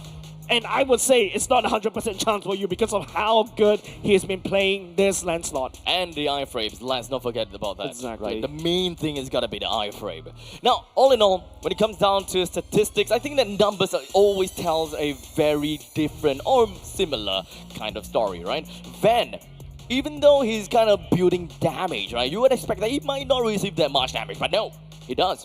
With 119,000 damage taken, solely also because of the fact that he does have got ways of sustenance, right? He does have that War Axe that can give him Spell Vap. Let's not forget about that.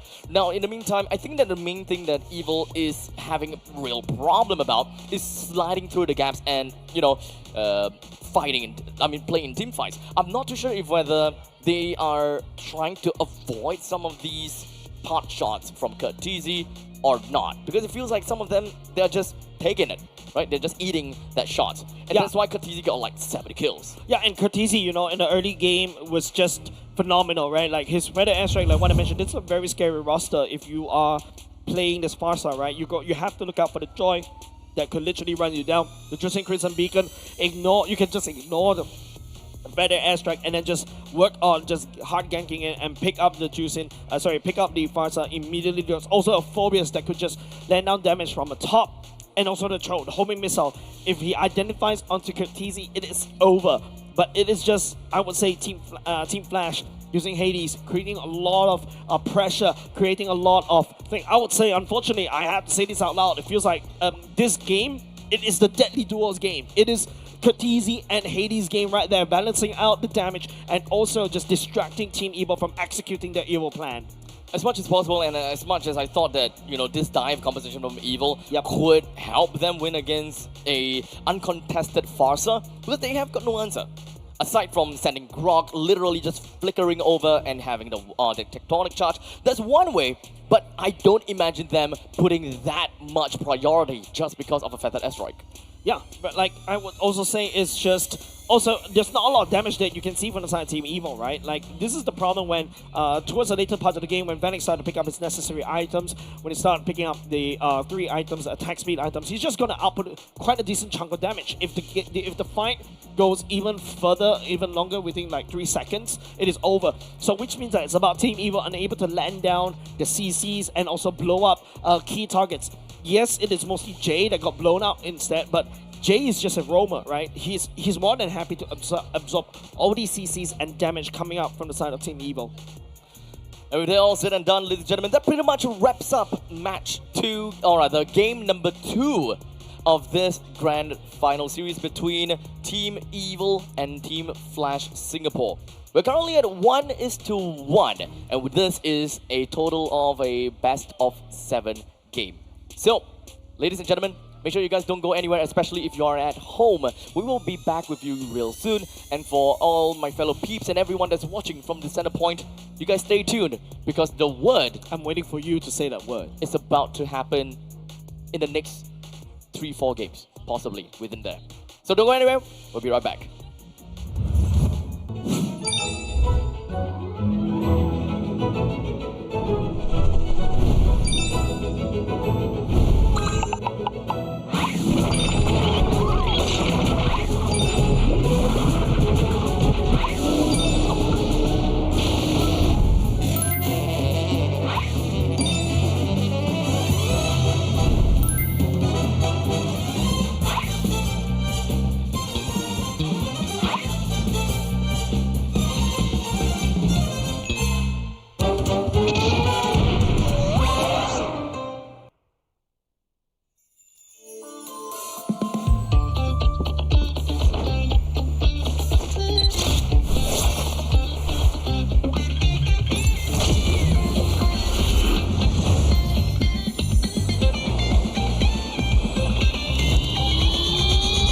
Welcome to Double 11.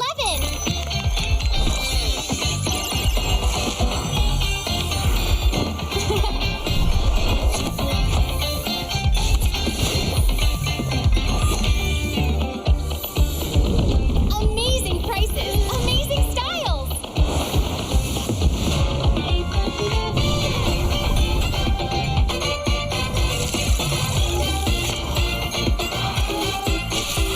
Win big in Mega Draw.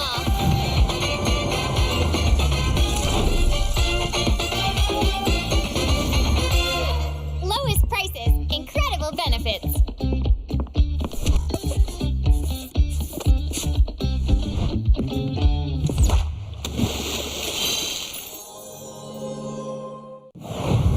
Welcome to MCGG Rising Stars.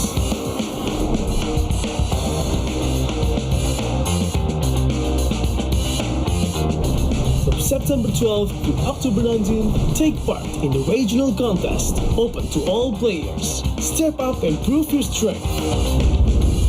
Division finals will run from October 24 to November 2. The top 16 players in each division may advance to the next stage of MRS. Check your in-game mail for information.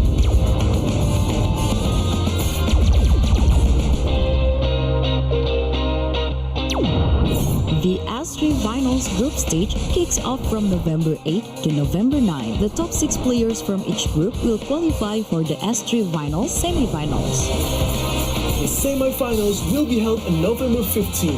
The highly anticipated grand final arrives on November 16. The champion will earn a direct qualifications for the first MCGG World Championship. The battle is on and the world is watching.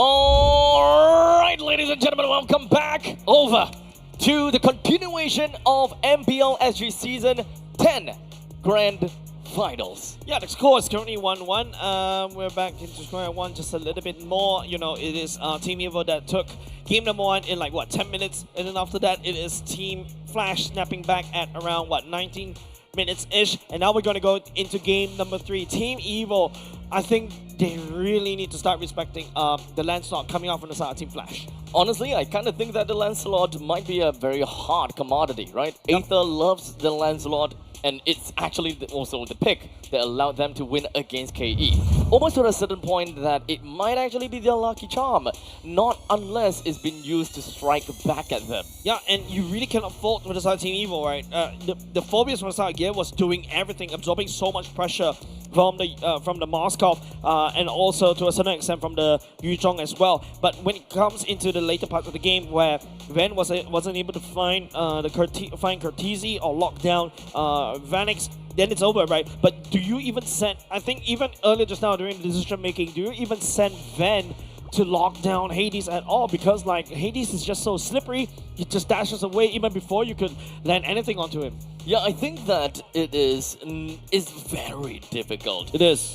As a Cho, to do anything to a Lancelot. It is possible, yes, but timing is gonna have to be impeccable.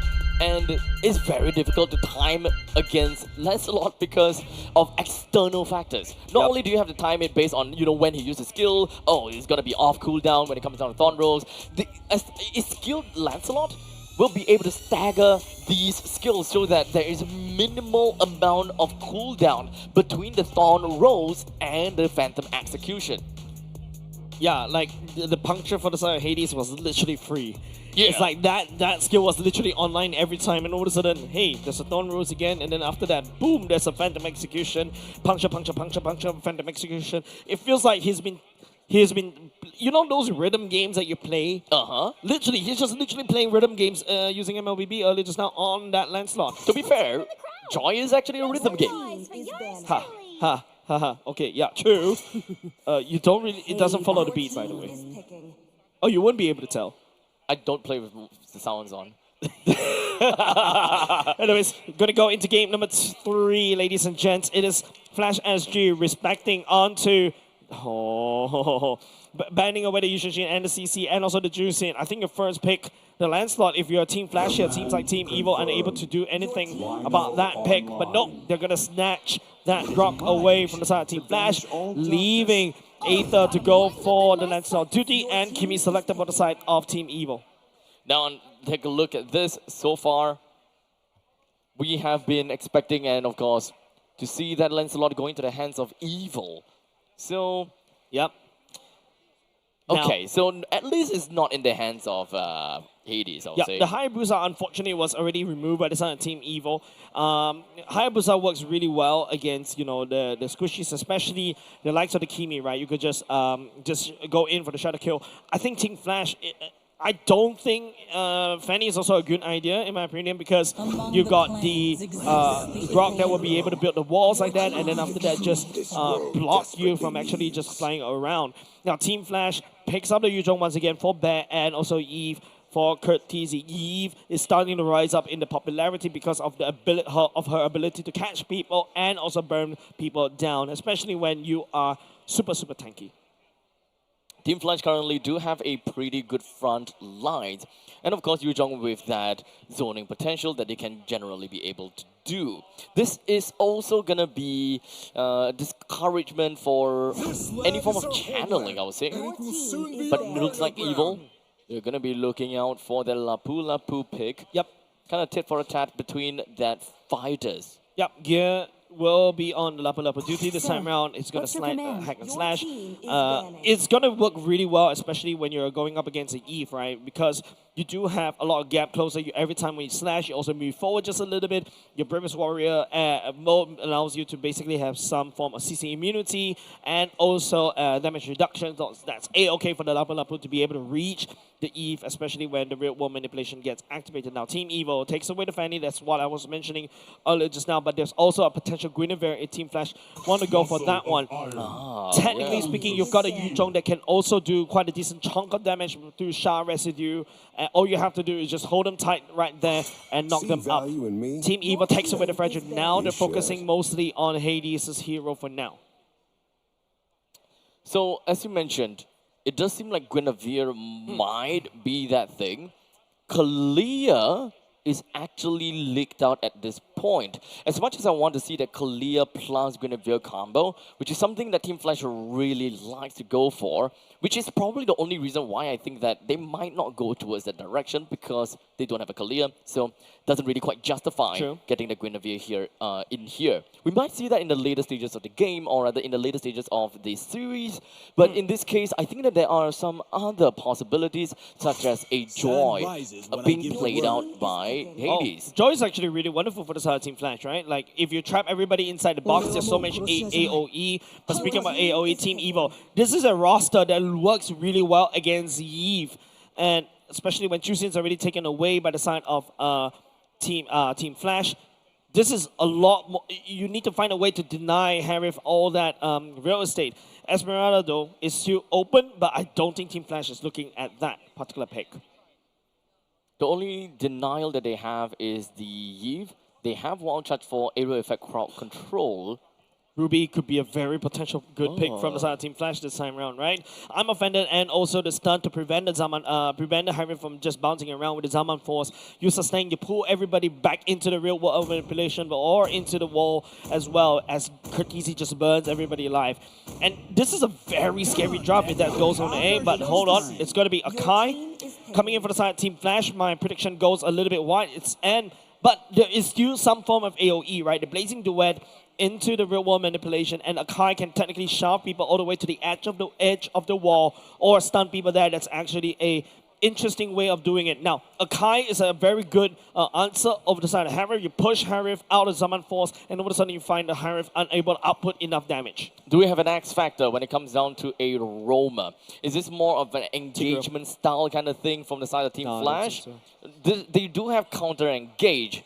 Well, in the meantime, engagement mostly comes in from Grok. And if they want to layer anything, it's actually kind of difficult. So, honestly, Minotaur kind of sounds good, decent here. Powerful going for the Hilda this time around. Hilda usually goes for, you know, the hard invade into enemy jungle, especially when you have an assassin jungler on the other side. But Team Flash went for the Akai, so Akai should be really, really safe in his own jungle, unless, you know, Team Evo goes in for the counter jungle. But do you even counter jungle against an Akai? Akai doesn't really require a lot of farm, just needs to hit level 4, and he's already online with a heavy spin as well, and also start, you know, shoving everybody out. So don't forget, there's also a lot of potential synergy in terms of the hero picks coming up from the side of Team Flash, right? I already mentioned about a heavy spin into this real world manipulation edge. You also have the wall from the side of Grok as well, so yeah.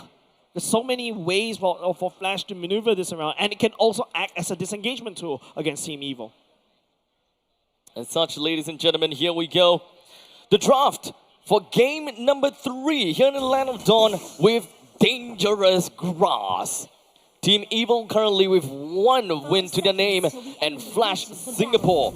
Similar to that, we are going into game number 3. 1 is 2-1. Who's going to be the one they will be able to get 2 games? Now, Abstract, even ever since Team Evil pulled that maneuver earlier just now, I'm actually paying attention more to the minimap whenever we load into the game. Don't worry, Evil is playing a standard map for now, right? Because you really don't want to counter jungle at level 1 against Akai. Akai in level 1 actually does quite a decent amount of damage, right? Because his damage is HP base, does a decent amount of wave clear, concussive blast, also pops a lot of damage as well. Now, this is Dangerous Grass on the side. Dangerous Grass in this map, right? Hilda is gonna get a lot more movement, a lot more healings done as he runs around the grasses like that. And once again, it's kind of interesting how both teams were looking at a little bit of a babysitting service in the side lanes. And I totally understand that they needed some influence over to the side lanes. But the main thing is we need some tagging, right? The roamers gotta have to tag someone, especially for Team Flash. As a Gronk, you do have CC immunity and you're not particularly too afraid of a lot of things. And you're gonna have to tag onto and constantly give information on someone from the side of evil. Okay. Team Flash, on the other hand, we talk about tagging. Jay should be able to tag onto Team Evil, but you're looking at a dangerous grass. And these grass are definitely going to be really scary to open. So it's really wise coming out from Coach Bitoy, right? Using powerful as Hilda to really open up each grass. And when you go into grass, you gain bonus shields and also heals, allows you to survive just a little bit longer. But of course, Jay could easily play Bushwhack in this map. But aside of that, I'm looking for early game damage, right? Between the roaming trios. Yeah. And I think the Flash, at least they do have a Gronk. Yeah, but if you look at Team Flash's roster, right, it's a lot more pressure for the side of Bear to really output the damage. He's going to be the main damage dealer, especially in early part. And it doesn't seem like Gear will be able to get away from this. And the Furious Dive is going to be the one to take Gear out of his misery. Yeah, man, like, you don't want to feed Bear food, right? You go to the zoo, you don't feed the bear anything, because once you start feeding the bear, you're going to get a very scary monster going into the later part of the game. This Yuzhong is going to snowball out of control if you continue to do this. But regardless of all that, if you look at the game in a more macro point of view, Evil still have got some of that lane control as well as that economical advantage. Something is still working well for Evil. And I would like to assume it's mostly onto the northern part of the map. Yeah. Harif in the early game should be able to triumph against Claude. Claude needs a lot more time as compared to Harif. Once Harif pops level 4, you could just start Ego Challenge against Vanix, right? Vanix, on the other hand, hold on a second. Here might be able to see his second death this time as Hades focus fired onto Gear with that heavy spin. And in the meantime, Vanix finds himself at a low amount of HP. There's a good flicker right into Jay. Or rather, Aether finds himself in the tough spot. There's the RWM that will be popped. Aether wasn't able to get himself away with a Phantom Execution. The only thing left is that Thorned Rose. It will pop to the hands of Curtizi. Aether tried to cosplay Hades right there earlier just now, get caught by the wall by Curtizi. That was a very beautiful BMR into a flicker for the side of Vanix to stay alive right there. And this is the clutch factor that we know and love for the side of Lord Vanix, right? Even though you got 3 members ganking him all the way up top, as long as he's able to stay alive, no, you watch other gold laners in MPL Singapore, they don't really have that clutch factor except for Vanix. Here's a different thing, right? Especially if you're talking about Claude. Claude, yes, is gonna have some difficulty farming in the gold lane, but that is actually a very difficult thing to lose in the lane and die. Because of BMI, you do have a lot of ways, or rather, you can actually run really far away from the first turret. So if anyone were to even proxy right behind you, you can run away, and there's no very long backswings as well. The moment you swap, and you can start running. Like Dragon Form. You can see Aether struggling to go into the Phantom Execution across the wall. But once again, Flash SG takes away the second turtle over the side of Team Evil. Team Evil, there's no answer. There, jumps in on from behind, and Hades locks onto 2! Powerful have no choice but to flicker right out of dodge, and they are hoping that they will be able to return the favor over to Jay. But it doesn't seem like that would be the case, as now they have left Jay and Hades back home. I never felt that the Akai was able to fly like that, right? It feels like his timing on the heavy spin and also his dashes to find these flanks are just impeccable, right? Now, Team Evil losing 4 members over the side of Team Flash already. There's no kills that they're able to achieve so far. Aether, even though he got one of the S+++ tier jungler in this particular patch, is unable to do much because Team Flash, you know, from the get-go, Bear's already picking up 2 kills, Curtizi also picking up 2 kills already, and even though Aether tried to just juke around that, he's not able to do so, and Ven just going to summon force for fun. Oh no, it doesn't seem like he will be able to get up because he don't have Purify. Vanix just baited Ven into overcommitting into that fight. Yeah, and Hades, once again, heavy spin at the right place and the right time. It feels like, you know, he's playing the Panda Like, he's on wheels, he's on rollerblade, he's everywhere. He's at the right place at the right time, and then after that, landing on a heavy spin. Once again, you've already fed back all the way down bot. But however, Team Evil Gear was able to take down bot on main turret. Now, Team Flash is going to focus up top instead. And now Sela flies up to the sky, but he does have got Purified to get himself right out of dodge. They focus some of these powers onto Powerful, but all the less, Flash lost nothing, while Evil, they lost a single Purify off of Sela. Yeah, and not only just that, right? Sela trying to jump over the wall instead back to safety, whereas Powerful decides to go for the engage. A little bit of miscommunication from the side of Team Evil for now. To be fair, they needed to break the distance. Yeah, they do kind of need to break the distance, but I think, you know, Powerful, I feel like he's trying to push Team Flash away, but there's 3 members there. If Team Flash has a bit of a power trip or ego trip, I think they can easily take down Powerful right there on this Hilda. As such, Gear is ready in Ultimate Warrior, the bravest one of all. Powerful doesn't have a lot of HP to work with, but there is going to be a stun from the side of Gear. CC immunity outside of the RWM. Aether picks up the turtle. Powerful is nowhere to be seen as he will not be able to join into the fight. As such, Jay picks up the kill onto Aether, where the fight continues to snowball in favor for the side of Team Flash. As Jay now picks up a double onto Van. The Roamer is now the one that takes kills, while Vanix slays Gear down. Man, Vanix right there goes into the blazing duet in the real manipulation. Easy providing cover with fire for so much. You can see the amount of control, map control that Flash SG was able to secure for himself. Kudos where kudos is done, right? Aether still able to retreat that turtle earlier just now was wonderful, even though he's in the face of danger on that heavy spin. But it is still damage done against Team Evil because they're starting to lose ground. Mid lane, the top lane already cracked open. With 2 of the outer turrets that have been destroyed. This is great news for Flash. Yep. They now have got free access and a lot easier accessibility to go into Evil's top jungle and threaten that orange buff. Already taking down bottom lane for the side of Vanix as well. Team Evil losing all their first tier turrets. The rotation's a little out of whack. They're unable to find anything as all. No, heck, they can't even find any kills against Team Flash as all. Playing a perfect game so far. Aether now finding himself right in the face of Jay and Hades. But the purple buff, it did not go into the hands of Aether. It's been stolen by the hands of Hades as he now cheekily walks away with that thick body of his. And yeah, Thorn Rose doesn't really do any much damage against Hades as well because Hades is an archive jungle tank.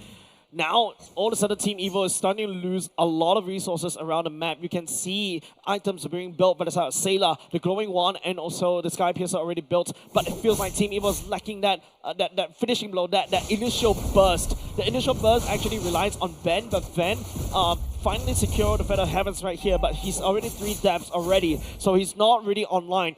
You're looking at Powerful. Hopefully, he's able to output certain amount of damage because on the Hilda, you do a lot of damage. But they're unable to find any form of stun, any form of push because the Flash actually is so far ahead.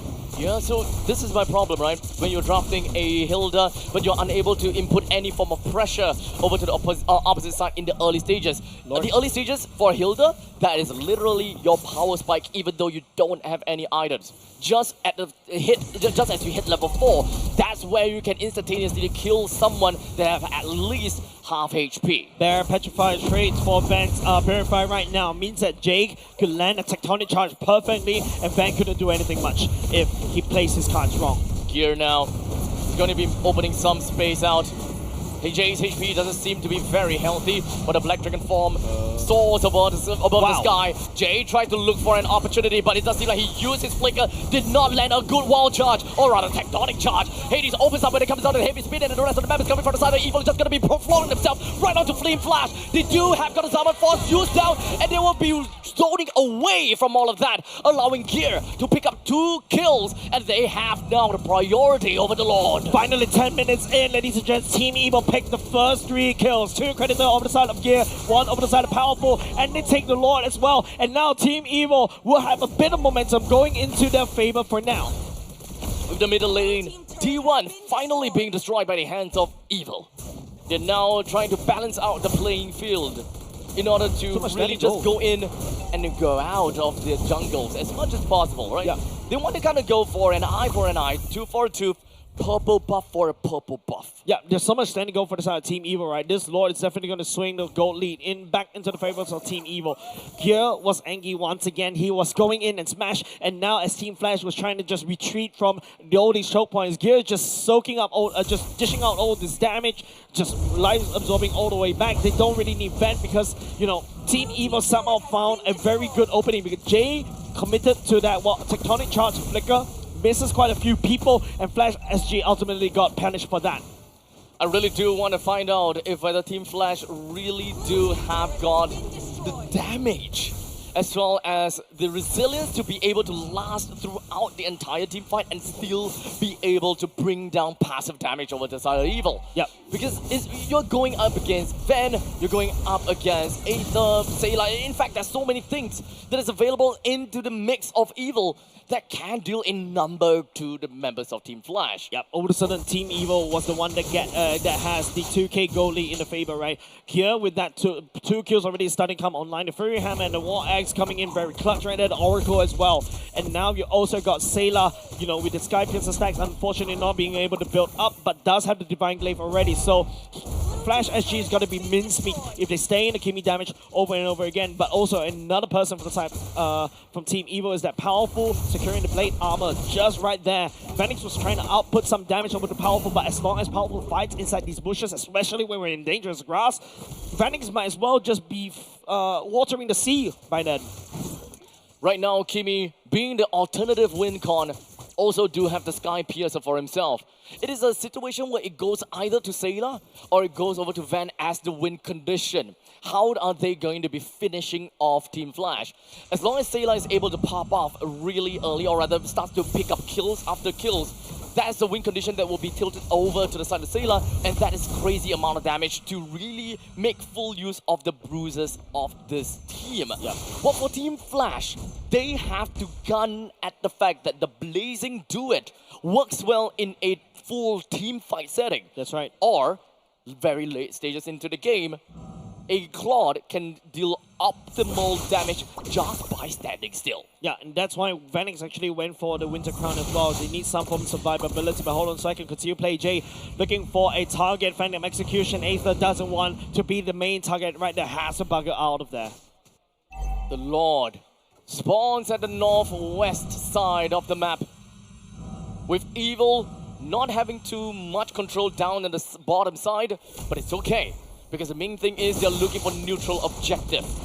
Information is not quite given just yet, but Powerful is literally right in the face of Hades with the traction power that will now land. The Black Dragon form appears. Hades doesn't have a lot of HP to work with as he dances away, hoping that he will stay alive. Aether now takes up the Lord. Aether will want to run away with a sliver of health, and Aether, he will do what he can to keep himself alive and to fight back at Flash SG. They're oversending a little bit right there, hopefully trying to make a play out there. Team Evil, on the other hand, they punish back, they bite back. They do have a goal lead in their favor.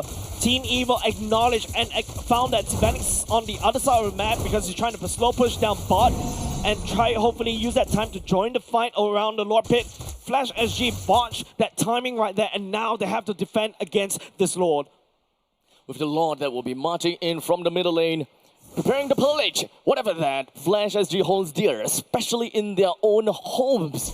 That 3 inhibitor turret will be standing in the way of the Lord's push into the core and the crystal. What will possibly stop them? Well, that is going to be the entire lineup from Team Flash as they literally collapses themselves right onto the Lord, dealt with them with no questions asked. Chip damage already done for the side of Team Evil. Mid lane looks really shaky as well. You can see, you know, Flash SG literally pouring every single body, every single department to basically defend those minions as well. Team Evil unable to sync it up because Flash SG, technically speaking, fixed the wave down bot as well, and then after that move on. Team Evil, on the other hand, needs to look something else, but they do have 4k gold lead in their pockets. Van should have the necessary items required, but Vanix has a magnificent gun already. He is online. I'm sorry, I take that back. But I would say that Powerful is pretty. Oh, what? Yeah, but if a gun does that to you, just painful. letting you know. Painful. Yep. Yeah, just auto attacks at this point. Vanix can do quite a number. And this actually is information for Powerful. Just by standing there and receiving some damage from Vanix. It is not like, this is not BM of any sort. This is literally Powerful to just be like, okay, this is the amount of time it takes for him to deal this amount of damage to me. So, when it comes down to dealing with the others, especially for Lapu Lapu, they can have a very generic idea how long can Gear stay in a team fight. If you notice, this is a very low kill score from the side of Team Evil, right? Powerful actually zones the whole team for the side of Team Flash. The shoulders that Powerful has is definitely going to be super wide right there because there's a lot of responsibility for him. He is the one that zoned out the rest of Team Flash and allowing Team Evil to basically sneak all of these objectives away. Team Flash, because of Powerful, they need to deal with Powerful. Now Vanix has already built that item that I was talking about, the Metafic gun right here, should be able to chip away onto Powerful. If you notice, Powerful did not build... Ow! Wait, hold on a second! Katizi was so close to death, but in the end of the day, he was still going after the hands of Powerful! And now, the fight erupts with Evil literally in the face of Hades! He's not gonna go down anytime soon just yet, but now Gear is just gonna be timing himself right into the face of Bear! Takes him down! Jay doesn't have a lot to work with! He builds up the barrier, erecting Red off the ground! Forcing Evil to stop that fight. Yeah, Jay built up a hold on second. That's a bit awkward for him to come the back. Blazing Duel with Vanix. The takes Vanix down. It's 2 for 2 at this point in time. Yeah, now you see me, now you don't. Vanix made a play of his life right there. It would have been impending doom if Team Flash wasn't able to make a play right there. But that blazing duet save and hold down the fort for the side of Flash SG Team Evil. They took some losses right there. Back to the neutral game. The Lord is currently still available. Sailor takes NBT of the Lord. Hades, Vanix, as well as Jay.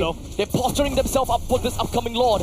They don't have information on Powerful just yet. Now Powerful just gonna be diving himself all the way to the back. While Blazing Duet coming from Vanix will deal damage enough to the Lord. And now the fight will break out into the open. Aether takes a kill down on the Katizi. The rest of Evil, they are now just gonna be puncturing their way through.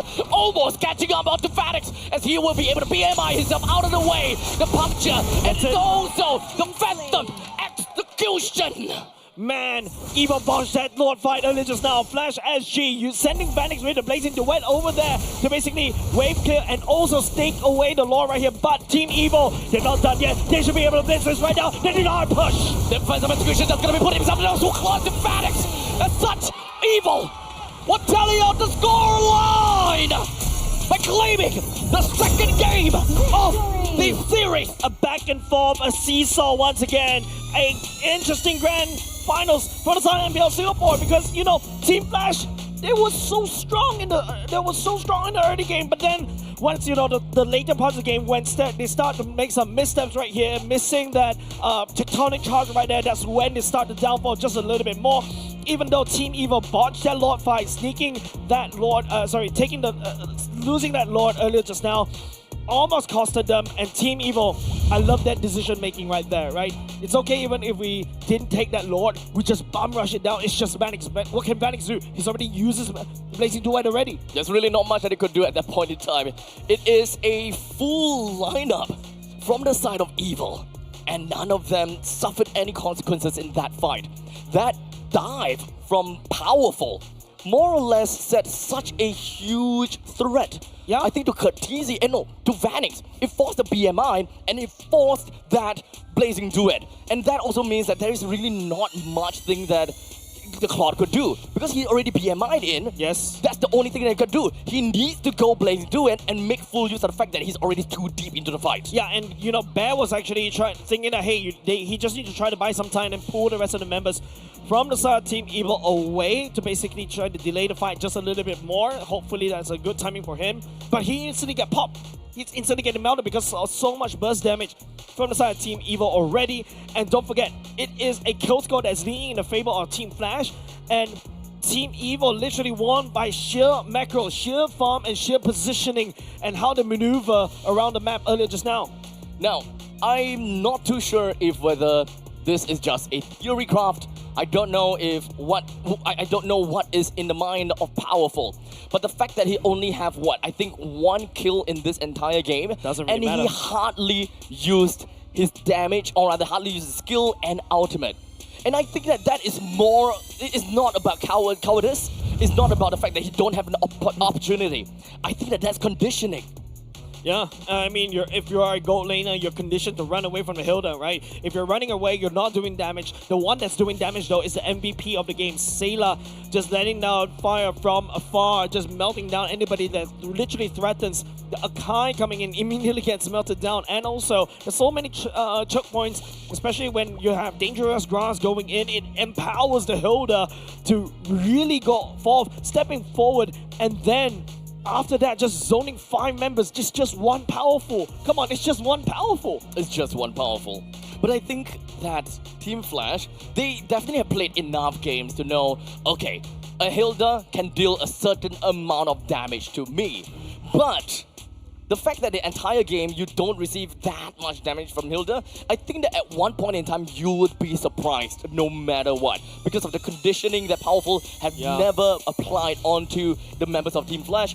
Look, out of a total of 11 kills for the team, he's participated in 7, and I don't know how many of those were actual hits from him or him initiating with those raw damage output. Yeah, I think it's also, you know, Flash SG, they had a solid early game earlier just now. 2 turtles going into the favor, they are able to sneak up 1 Lord, but Team Evil, they persevere. Once Gear also pick up necessary items, Ven also becoming a mad monster, be able to burst down members even inside the real world manipulation. Powerful, just literally running it down, zoning Vanix and the rest of the members from the side of Team Flash. Now, Hades was able to output a lot of damage game number 2 earlier just now, but this time around he's nothing but an Akai. He's nothing but a Panda, right? Bear, on the other hand, he's supposed to be able to just kind of front down and also help to lock in onto Van, onto Sayla by having the Black Dragon form and Furious Dive. But it doesn't really matter because towards the later parts of the game, you have the Glowing One to basically fight through it. You also have the Blood Wings that Sayla has already completed for himself. And even with the Radiant Armor, it's unfortunately not good enough because Team Evil just starts slashing, especially on Gear. This is one heck of a performance, I gotta have to say. When it comes down to itemization, this is also a situation that we can definitely see all the way from the front to the end. Information when it comes down to damage taken, here it is. I always want and I always like to see what the XP laners are going through. We've got 94,000 damage taken from Gear and 103 damage taken from Big Bear. But remember how I was talking about the conditioning thing from the side of Powerful? He's done a total of 31,000 damage. And if we were to kind of put that into consideration to Van and Aether, it seems like it's not exactly that case, right? It doesn't seem like he didn't do damage at all, but he did do damage. But I think it's all about the sudden burst of damage in the final fight that seemed to be forgotten. Yeah, and look at the damage taken from the side of Powerful, right? 161k damage taken. That's mostly done by Banix. Banix is actually just trying to push Powerful all the way back, but there's so many bushes that he's immediately getting shields, immediately healing everything back up. And all of a sudden, Banix needs to disengage. Curtizi, on the other hand, because once he goes into real world manipulation, he's left there. In the early game, it works wonders, right? You can literally just melt people down and also just zone. But there's also the iframes from the side of Aether. Gear, towards the later part of the game, is able to face tank Curtizi on this Eve, and Lapu Lapu with the damage reduction, just hack and slash. Eve is nothing all of a sudden. There's a lot that we will, of course, talk about when it comes down to this game. And ultimately, I think that there's a lot more about the execution than it is about the draft. The draft definitely told us a very good story. Yep. But there's another thing that tells us a story about, is that Lancelot is one heck of a lucky charm for teams. And I don't know if at any point in time, any of these teams are gonna go for a ban. Yeah, and you know, on that Lancelot, right, it's just Aether, even though he doesn't really need to perform much, right, because the rest of the team, you've got Powerful to literally zone, and on top of that, if just in case the Powerful falters, you still have the Lapu Lapu and the Bravest Warrior to basically just front most of the aggression coming out from Team Flash. all of a sudden Team Flash, yes, they've got advantage that could just bypass everything, but he needs to bypass everything. So many conditions for the side of Team Flash for this to work out. Towards the later part of the game, Akai gets melted because of Sayla's DPS, and the rest is history. It's really hard, I would say, from the side of Team Flash to basically do anything, whereas Team Evil just zones out Team Flash easily. It's just one powerful man. I mean, remember how at the start, close to the start of the game, my question was if whether their sustainability would really get them the win. Yep. This is not a lineup that has massive amount of damage output. And remember, we even talked about the fact that Kimi is also a secondary win condition coming in for the side of Team Evil, picking up that Sky Piercer. And Sky Piercer does do quite a bit of wonders. And that was, I think, 20 stack by the end of the game for Sailor. It's not much. He is still MVP, and he still did a number to the opponents. Yep. And I gotta have to say, for the side of Team Flash, the only one of the main damage dealers that we are looking for is Claude. One big ultimate from Claude, that's all. Grok comes in with the wall charge, and I think that in the early stages of the game, yes, that's the damage. Yep. But late game, that is just slight little boulders that we don't consider too much about. Yeah, the tectonic charge from the side of this Grok is actually... tectonic charge from now on. Yeah, it is a bit one of those sneaky patches, right? Okay, for the side of tectonic charge, right, like, it actually works really well. It counters what Ven wants to do as his Harif. Once the Zaman Force gets laying down, you just send that tectonic charge, you knock people up, and then after that, Ven will be in an awkward position. But Phoenix is actually picking up a lot of damage, is racking out a lot of damage, but if the members from the side of Flash SG constantly getting zoned away by this Hilda and also zoned away by Gear, it is also very hard for them to pour in the damage. There's a little bit of a disconnect for the side of Team Flash. It works well in the early game when they are really in sync in the laning phase, but somehow, somewhere they forgot that, hey, this is a team game, right? They're trying to fight against the Team Evil Magic, and unfortunately, they have to falter in this particular game. A part of us should also remember that Team Evil is a team that thrives in team fight. That's right. And the patch, the most recent Project Next patch, it really is all about improving the experience of team fighting. It's not about throwing macro game away, but it really is just so that people will engage in some of these team fights more, which benefits Team Evil so much. But of course, everyone needs to get used to this new patch, and I think that quite a lot of these teams, they did a very good job already. I feel like the Hilda was quite a big brain move from Team Evil, right? Like this, especially in this particular patch, this map especially, you're just healing all along. You just run from one bush to the other bush. As long as you path correctly, you're literally chasing people down. There's no usually what's the common man saying, right? If you are fighting against Hilda, don't fight Hilda in the bush. But in dangerous grass, there's bushes everywhere.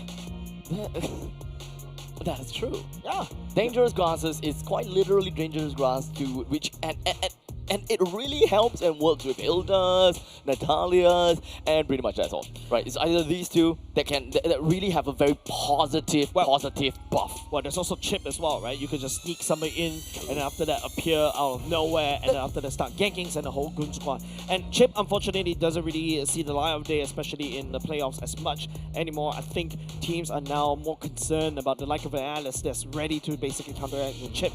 Chip, on the other hand, also easily countered, especially if you know how to play against him. But now we're gonna have to take a look forward. We're gonna have to take a look at game number 4. I think it's not really about the draft anymore. I feel like it's about the execution, and yes, maybe give Hades his assassins, because he was just performing outstandingly on the Lancelot earlier just now. Game number 1, unfortunately, it was an Ishin. I would call it's kind of like, I think Team Evil fans will hate me when I say this. I feel like game 1 was a fluke because of a very good decision made by the side of Aether to really counter jungle at level 1. It is a very sneaky play. It is sneaky, and there wasn't a lot of things that Team Flash could do, right? But to be fair though, it still showed promise that Team Evil won 2 games in total, right? Yep. If we were to call the first one a fluke, it's still 1-1. Yep, it's still one game. It's still one game, and it's still 1-1. We still don't know how game 4 now is gonna look like just yet, but we are definitely pivoting towards a certain direction. I gotta have to say though, as much as I love to see Hades playing assassin junglers, and I've always thought that he's amazing when it comes down to assassin junglers, he have just proved me something different, and that is the fact that he can play a pretty darn mean Akai as well. Yeah, like his positioning is just really wonderful, right? And now it's all about whether Team Flash is able to maintain that kind of momentum. Don't forget, Bear is a momentum-driven player as well, especially Gear. These two players share almost the exact same MO, almost exact same vibe when you play against them or playing with them. On the other hand, if you talk about Powerful on the other side of the aisle, Team Evil, right? Powerful really knows how to come in and also lead the team around so that they're able to maximize their engages and also rotation around the map. As we prepare ourselves for the new lobby, and of course cleaning up the battlefield, Evil versus Team Flash. These two teams have come a long way. And let's be honest, it doesn't seem like any one of these two teams seemed very tired at all, especially for Evil. I gotta commend them, right? Went through all 5 games in the lower bracket finals, won that, and coming in against Team Flash, and they still have got very strong stamina, very strong showing, and ultimately this test of endurance is not a test to them at all. Yeah, I think it's just a mere bump. Earlier, I feel like they're finally getting into the mojo, they're finally get into that game phase mood as well, and then they're gonna go on into the next particular map. I think right now it's all about whether they can maintain this momentum, right? Team Evil winning that one game, slowing down Team Flash just a little bit. Team Flash, on the other hand, I think they're still looking on phase when we're just looking at the cameras, and now it's just about Team Evil making sure they have enough fuel in that furnace as they go into game number 4, the 4th map that we have for our grand finals. We're gonna go back into Flying Cloud. Okay, back to Flying Clouds. This is a map that Team Flash won in game number 2. Not too sure how big of a difference that would be, and most of the time Flying Clouds is always just quality of life for me. Being able to make your way over to lanes faster, being able to come in with reinforcements after you died a lot faster as well. So generally just increases the pacing of the game the further you are into the opponent's territory. Now, Yishun Shin and also CC gets taken out. It feels like Team Evil first pick. Do they snap pick the Grok? Do they take the Lancelot? There's also a Gato Karja. Yes, they will take the Lancelot. They'll take the Lancelot instead, which means that Flash SG, what are they going to trade? They give away the S++ tier of a jungle over the side of Team Evil. They'll take the Juice in. They'll take the Gato Karja away instead. Is this a good trade? Honestly, the fact that the Lancelot is so comfortable with Aether, I don't care. We need to enable Aether, and we need to give him the best game. Yep, Eve and Grok selected. These are very strong heroes that, Team Evil has selected so far. I'm not a big fan of juicing, especially in this particular roster against Team Evil, right? You don't really have somebody that can face check, basically need to tank. They try to fight front to back. The Lancelot could easily go into iframe, and when the Eve opens up into the real world manipulation, you're just like immune to CC. Don't forget the Grok can also be immune to CC when he goes big as well. So yeah, need to see how Kurtisi maneuver, especially using this mid laner. They have a decently strong mid lane control. What's your command? They go in with a Fanny. Wow, it's going to be a bit of an ego challenge once again. Fanny coming in, and this time around, the Fanny is going to have to play a little bit. I think it's a little bit awkward for me because now you're using the Fanny against a Grok. Once a Grok wall being built out, all of a sudden that could be a way for you to escape. You cable there, you get face slam. You basically face slam, right? Like so, you don't really hear the Attack on Titan's theme song in your ear. But Coach Bitoy, very rapid pace. Of a banning pool right here, right? Like for both sides of it, actually. The Harry gets taken away, Adamir takes away the Ruby and the Cho, targeting down most of these gold laners. It doesn't seem like there's any ambiguity between, ambiguity for the first 3 picks of both teams. We know very clearly who is going to play what in this game, right? So just now left to the second phase picks, the side lanes. Team Flash will now unfortunately be the one that makes the first decision. Which and how are they going to play first. I think that they are lacking in a little bit of damage department. Yuzhong. Having that in the early game is pretty good. Yuzhong once again coming in for the side of Flash. Baron did a really good job in the early game, but he's unable to transition away over to the late game. Earlier just now, the Claude wasn't able to output the damage that we're looking for, even though it was bridged over to him. But now, with the Fanny, hopefully they have a stronger early game. In the early game, especially your first turtle fight, Team Flash does have a solid team fight capability, right? You've got a potential Black Dragon form into a cutthroat to assassinate, hopefully. But now there's going to be a Alice from the side Team Evil this time around. Team Flash need to find a way to deal with this one. The Moskov is very understandable. We can kind of see that from a mile away. The moment that you kind of see the Fanny and Fanny plus Van equals to Moskov onto Van. And I think that this is a good direction we are going with a decent amount of power spike in the mid stages of the game and to the late stages of the game. Early game, we have got powerful onto the Grok to kind of help around with the bruising element just so that Aether can get some early game kills. So I'm not too sure whether they're going to play very aggressively or not, but Team Flash, they respond with a very respectable Granger. We are once again back to standard gold lane marksman matchup. Granger in the gold lane. You're going up against an Atlas that could just literally heal up most of her Rhapsodies. You need DPS to deal with him. Yes, you got Juice in to basically try to melt her, hopefully speaking. But I was thinking maybe something else. I would even argue with you, maybe even a carry. It's a lot easier to melt down the Atlas, especially when CC is already taken away by the side of Team Flash themselves. So, gonna go into game number 4 very, very soon. This is a Flying Cloud map. Team Evil coming in for very monster of a roster. You got a real one manipulation right into a Tor, right into a Tectonic Charge. Flash SG on the other hand, they need. The only way they could disengage is perhaps using the God Concha on the AOG. As such, ladies and gentlemen, we are now into game number 4 of this grand finals between Evil and Flash Singapore. Into the land of dawn we go. Will Team Flash be able to tally out the scoreline against Evil? Evil had a very good game earlier just now. They recovered from imminent downfall.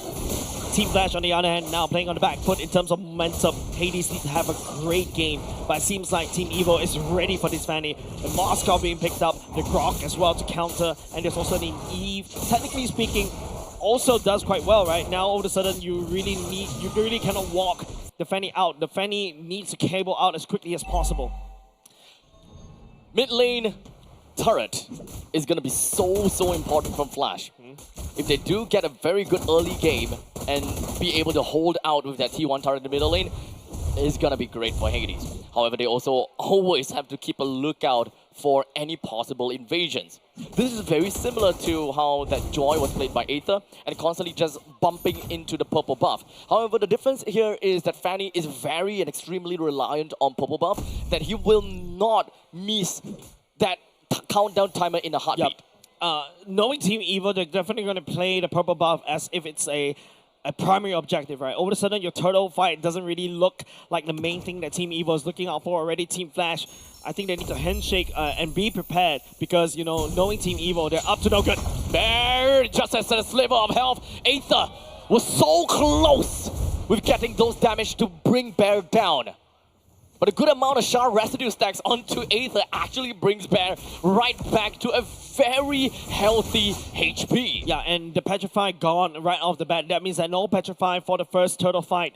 Even though you got your Black Dragon form and also you go for your Furious Dive, it is a little bit wonky right now. So it's up to Team Flash to maneuver around this one as Team Evil blitz down the turtle as quickly as possible. Hades will come in with no purple buff at all as it is currently a level 4 early take. Hades missed that timing, allowing Aether to take the turtle down. However, he will now pay for that kill. As such, it is a one death score for the side of Evil. I would say this is a good equalizer coming up with Team Flash, right? Yes, it is. You lose the turtle, however, you also take down Aether as well. You give it over to Bear. Bear should be able to make use of that kind of scaling, but we need to focus more on the gold lane, I would feel. Vanix need to make a play or perhaps start getting some form of lead because, you know, Granger, early game lane bully, unable to find anything against Van though. Van, all he has to do is just play a little bit passive, fight for his time, because towards the later part of the game, he's just gonna start shredding against Team Flash. Such,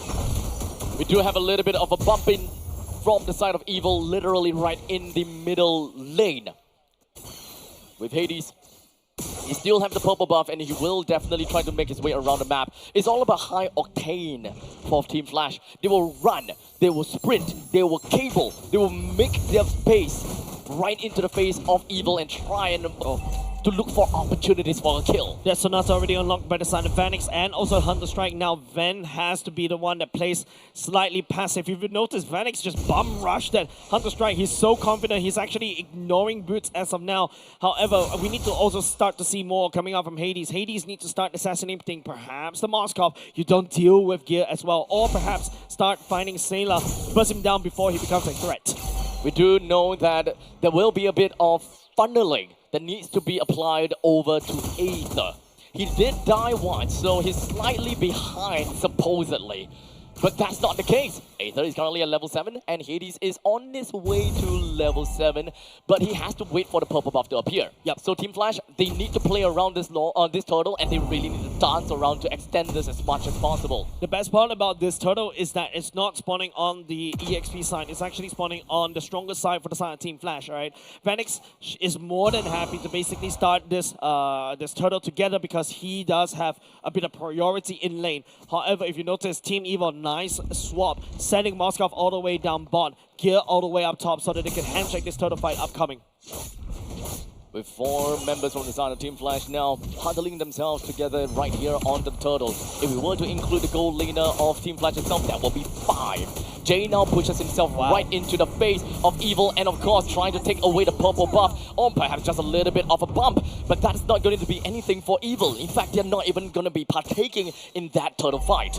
Yeah, and if you notice, the Black Dragon from the side there to open up as much. Ooh, that's a decent chunk of damage, but that's a roamer. He used up almost all of his energy, and that's only half HP off of the ground. Yep. So now, like what I mentioned, a lot more focus from the side of Flash should be onto this gear, onto this Alice. TOR already committed to wave clear as quickly as possible. Hades is time out. Oh, that's gonna be the wall charging right in the face of Hades! Wild Bear hoping to go back in, but unfortunately the Furious Dive is a little bit delayed. Yeah, giving 1 kill over to Ven. Ven should be able to escalate, and that's the reason why you go for the Moskov when you fight against a Fanny. Team Flash, on the other hand, unable to take down topside turret as well, and now another wall being built.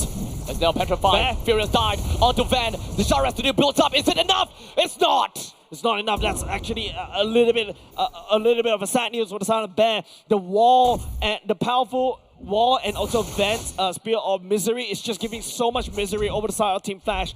Item check right here. Yes, Hades has already secured. His blades have a seize right here. But if you notice Team Evo, they've already Aether has already got a War Axe, whereas the Sailor is working towards the glowing one as well. Cortese is taking a bit of a long route, securing the gem first before going into his own glowing one. The thing is, for Fanny will only start to grow exponentially the moment that he gets 2, 3 items, as he's able to zoom across the map like no tomorrow, right? Clearing out lanes after lanes after lanes. But they also have to identify that positioning, the gold priority. It gotta have to go to Vanix as a position 1. But for now, in the early stages, I think that most of these farms still gotta have to go to Hades, and they need to respect that. Decent damage already from the side of Aether. Bear picking up bot lane and top lane traded between these two teams. With the turtle now just spawned, this might be the contest that we are looking for. And this is going to be RWM coming in from the side of Sailor. They want to box everyone else away from the side of Team Flash, while Hades comes in from behind. He tries to get the turtle down, but unfortunately wasn't able to do that. As such, it will be Gear that picks up the kill. And now Bear rushes right in. The AOG comes in, but they are not going to be able to get anything out of that fight. The TOR goes in, literally locks everybody down for the side of Flash. Vanix as well, stuck in a very awkward position. Powerful right there. Good choice coming out for them to basically slow down the tectonic charge. Doesn't want to land on Vanix because the main focus right there from the side Team Evil is to take down the turtle. And now with 2 turtle in their pockets, Aether is slightly ahead in terms of EXP. It's more than enough. You put Hades back into a backseat position. They've done the mission. We're back onto neutral game, where both teams, they will kind of stand back a little bit and try to identify where they are on the map and where the opponents are. Now the problem when it comes down to Evil is that the gold lane T1 turret is already gone. And is it worth it for Moskov to move on and kind of go for a lane swap down to the bottom lane where he will be able to farm in peace? Is that something they're trying to go for, or do they want to bump in and try to go for the split push just so that they can bring down the T1 turret, which is technically something that Moskov wants to do. Cross-map plays. But don't forget, Fanny can also do his... Oh, that's the wall I was talking about! That's the wall that we're talking about! And now the SOD is going to be landing, and such will be helping Fan run away! Yeah. So this is actually pretty good for the side of Evil, while now Flash finding themselves in a little bit of a tough spot. Gear is literally going to be the vanguard of the team. Man, that's exactly why it's a really tough game for the side of Fanny. If Hades will be able to pull off this Fanny game, that's amazing because 2 heroes are literally stacked against her. You've got the Moskov, you've also got the Grok. That wall literally block anything that Hades want to do as well. Vanix, on the other hand, wasn't able to join the fight earlier just now, but because Van is just ready to pounce right there, picking up another kill, allowing him to get the necessary item. Vanix, on the other hand, unable to find kills because, and also, that means that he's not able to get any form of Sky Piercer stacks. We know that having a Moskov is essentially a hard counter to the Fanny because it just pins to the wall and Fanny loves the walls. While in the meantime, Powerful as a Grog is more of a soft counter to the side of Fanny. But because of this combination of this hard counter plus soft counter on the side of Grog, it kind of feels like we elevated the power or rather the effectiveness and impact of the wall that Grog is able to bring in to make it into more of a double hard counter against this Fanny. Yeah, the best part about this particular patch, especially this revamped Grok, is that you don't really need to rely on your wild charge, technically speaking, now called tectonic charge. There's also another way for you to gain some form of CC as long as you slam the members into the wall, so that's A-okay. But now Flash SG may have to play and fight this Lord on a slight back foot. Hades currently at level 12 as opposed to Aether at level 13. They are definitely trying to fight for this as they manage to repel Jay away with half HP to his name. It's definitely going to force him to go back home, but that is information that Evil would not know of. They were trying to go for a standoff once again and kind of play things slow. Yeah. Van is already working down bot, will show himself just a little bit more. Van is sending out damage. Broad cut DZ down to a very low HP. The Black Dragon soars above the skies, zones, and of course circles around a Powerful. He don't have a lot of HP, but the Char residue will build up. While Aether clears up the lanes down in the middle lane, while Van split pushes down to the bottom. Hades, we're responding kind up to the top lane. Cable's out of the way. But he's not able to take down topside turret, right? Oh no, the minions will be able to, more than enough to do so. As Team Flash right now, and also Team Evil congregates around the Lord Pit. As now Jay is looking for a taunt down, and he will be able to get that one onto gear. But it is all just a tad little bit of a poke. Powerful actually doesn't have a lot of HP to work with. As such, they might need to go for a little bit of a reset before re-engaging against this Lord. Bit of a damage port onto Gear as well. Hades also used quite a decent chunk of energy just to try to do that, but Gear just instantly heals everything all the way back up. Now it's time for Hades to go back to take his own purple buff as well. If you notice how Hades has been building this particular Fanny, right? Not a lot of defensive items. Usually you expect maybe a brute force breastplate or maybe even a dreadnought armor, especially when you're going up against something like a Lancelot, right? Skill-based damage is something that you really want to minimize. But now Team Evil, solid control around Lord Pit, up to Team Flash to do something. We have to remember that execution is actually very important because of Flying Clouds. And speaking of Flying Cloud, Jay will be coming in. Aether takes the Lord down. Everyone is just going to be fighting right inside of CR as well as RWM. We do an SOD. Just in. Void. Van doing what he can. Slamming on the misery and spears right into Jay. Supercalifragilisticexpialidocious. Finally, I got it out of my head. I was like, what kind of language is that, Abstract? But hey, that doesn't really matter because Team Flash earlier just now, they're running low on steam as well, right? Like, there's so much that Vanix can only do because you've got Grok. You've also got like the likes of Gear going in and the real wall manipulation, zoning the rest of the members from the side of Team Flash. There's nothing that Team Flash could do but watch that Lord gets taken down. Now the T1 turret in the middle lane will be taken down with the Lord that will be marching in from the bottom lane. We are almost looking at an entire outer lanes for Team Flash SG to be taken down, but there is still that one in the center. That is the T2. Yeah, now the Lord marching up against Team Flash. Gear on this TOR is just, man, it's a massive madness right there. Oh. They were almost looking for something right there. Yep, but we are looking for the SOD as well as the TOR right into the heart of Flash. Van picks up the kill on the Vanix and they will be trying to move everything into the heart of Flash. We already have the one person each that will be taken down. In fact, both of the marksmen is dead already. Hades look for an opportunity to run away right after getting the assassination in onto Aether. Solid defense coming out of Team Flash. RBA losing Vanix right there. But you can start to see the damage coming off of Ben is starting to be a lot more problem. Gear engaging and charging off the TOR is literally limiting Team Flash on whatever they do. If Barrett's unable to maneuver around the map, applying Shard Red Studio all over the place, he will not be able to survive these fights any longer. With 70 seconds left until the next Lord eventually spawns. One thing that we gotta have to remember is Team Flash now have got a heavy lane down in the bottom lane. It's gonna be real difficult for Team Flash to try to take up any future Lord fights. But fortunately, the next Lord is down in the bottom. It is not on the opposite of this tough lane for Flash. Yeah, Flash could basically reinforce that lane very quickly and then move all the way back up. The Wind of Nature already secure by the side of Vanix. See Halbert as well. He needs a lot more than that to be able to deal with Gear. You can see the Rhapsody damage poured down into Team Evil. Team Evil is ready to soak up everything, especially on the hands of Powerful. Hades goes for the Sea Halbert as well, and also Hunter Strike. He's looking to try to burst, but he's unable to burst anybody from the side of Team Evil, unfortunately. Looks like we do have got Aether trying to look for something. If forced the Wind of Nature on the side of Vanix, this might actually be further opportunity that it can try to go for. Hades got stopped. Tectonic Charge is not going to land. While in the meantime, the Spear of Destruction is just coming to be landing, and Van just joins into the team fight. Unfortunately, Aether is going to be the first one to go down, while the next blood goes to Bear as Van picks that kill up. The AOG from Jay gets him running away, while Gear continues to sway. Yeah, it's just Team Flash was able to trade at the very least Aether, right? One jungler down, but it doesn't really matter because they take down Bear. Bear slow it down is actually wonderful news for the side of Team Evil. But now it's also a little bit of an awkward position right now. Team Evil doesn't really have a jungler, needs to buy some form of time, maybe another 10 seconds. But Flash, unless Hades want to go for a bit of a drive-by. You know that this is Flying Clouds.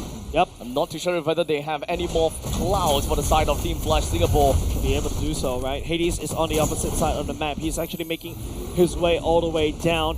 Flash SG, on the other hand, they do have Bear on the Black Dragon form. Hopefully, we'll be able to disrupt as much as possible. But the TOR is just a big problem. It's a beacon already used by Cortese. A power spike for the side of Ven as he just picks up the Malefic gun. This is gonna be huge. Although I gotta know. Does Fanny have the purple buff?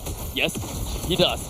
As now, it's just going to be spinning for days. The airborne onto the side of Hades, but he will definitely be able to assassinate Sailor! All the way to the back, he cables right out of the way! While Van looks for the kill down on the Vanix, and instead, it's a double kill! Sailor returns and retaliates, gets the kill down on the Hades somehow! While triple kill credits over to Van!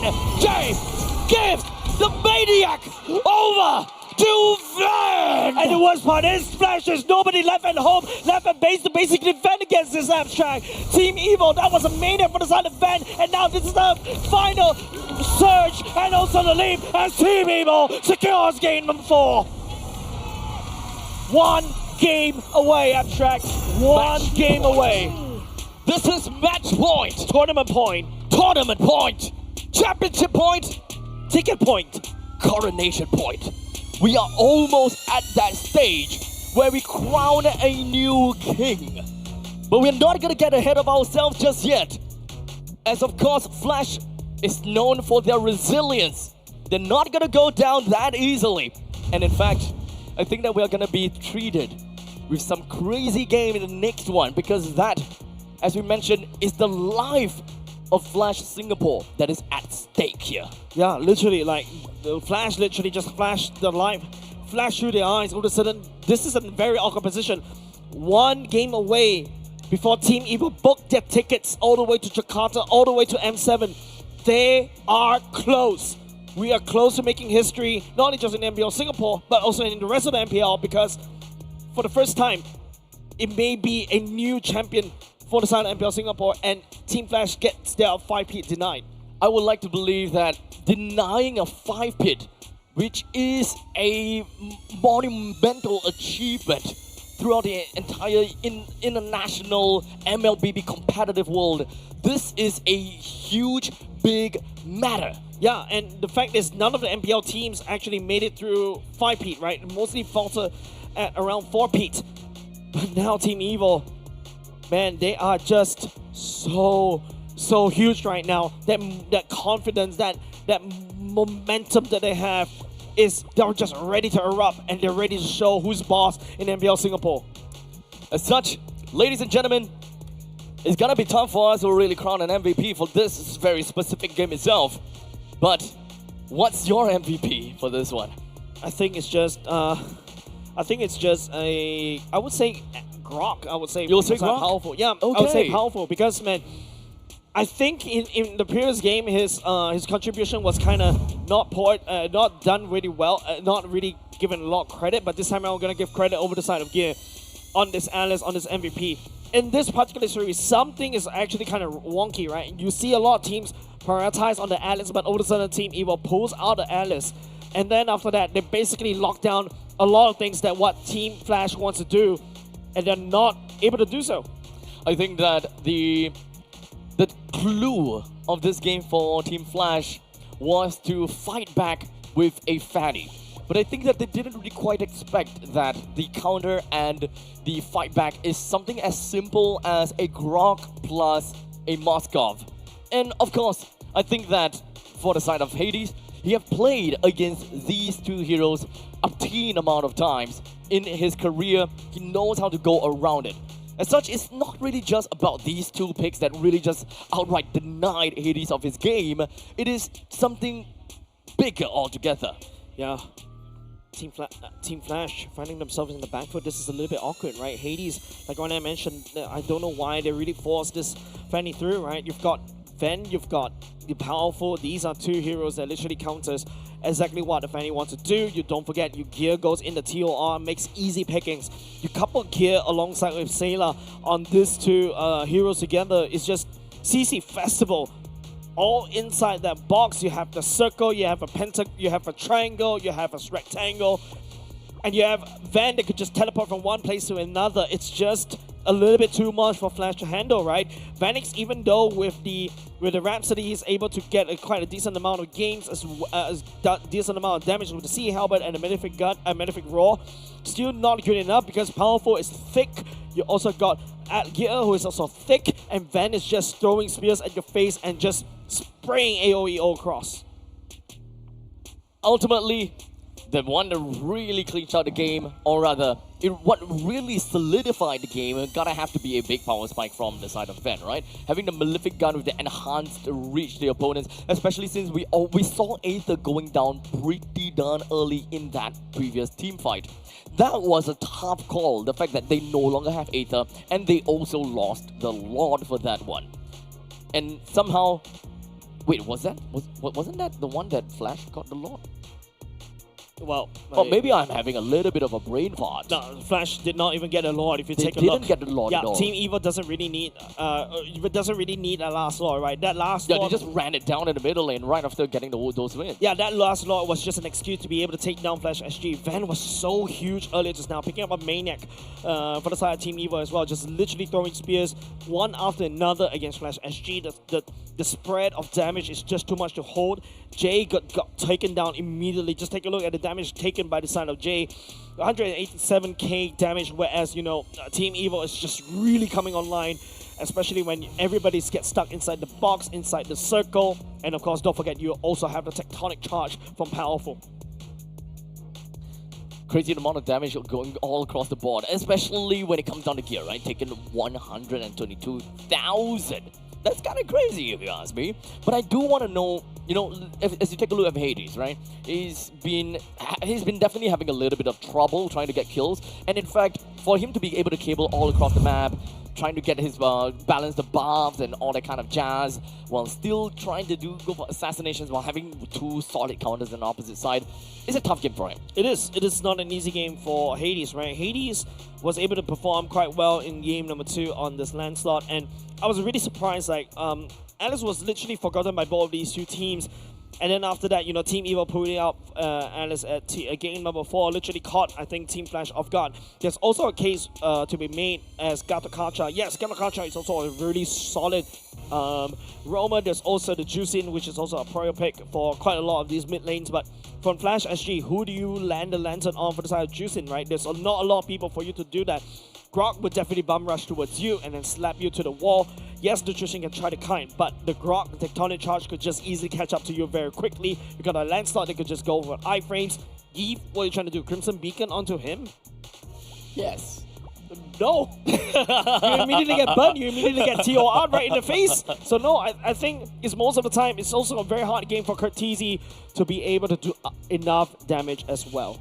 Yeah, so ultimately, I will say that for Team Flash's lineup, they do have got a pretty decent lineup for front to back and trying to, I would say, extend team fights. They've got good damage from Granger, from Yuzhong as well. And my only problem is, when it comes down to the roaming trio, it's Gatakacha, Juicin, and Fanny. And in some sense, it's not really a trio anymore because Fanny has got too much things that you're gonna have to handle, In the meantime, Gatakacha gonna have to ensure that purple buff is safe and sound, not gonna be raided by Aether or any of that sorts. So when it comes down to the roaming trio kind of thing, it doesn't seem like we are expecting too much, or we didn't really quite see too much of that too. Yeah, I think Team Evil found this kind of roster against Team Flash. Team Flash taking an L in this particular game. Hopefully they can recover, but they need to win 2-3 games straight in order to be able to beat this one, because we are at tournament point for the side of Team Evil. Indeed. As such, this is a difficult break to go into, because once we are back, we may very potentially be able to crown the new king. Otherwise, we will continue to see this entire marathon run through, and we'll see whether the Undying Sovereign will stay undying. We'll be back with you guys after this short break.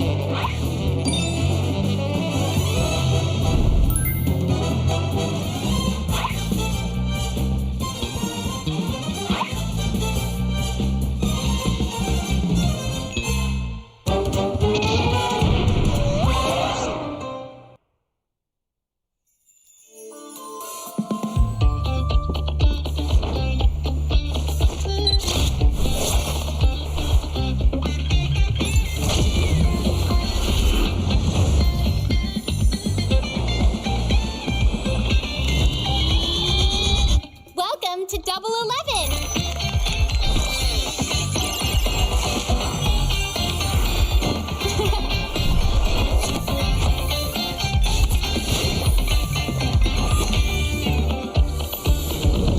Amazing prices, amazing styles.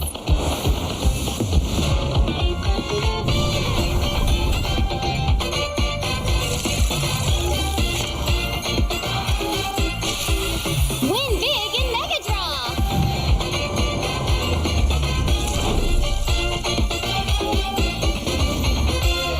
Lowest prices, incredible benefits.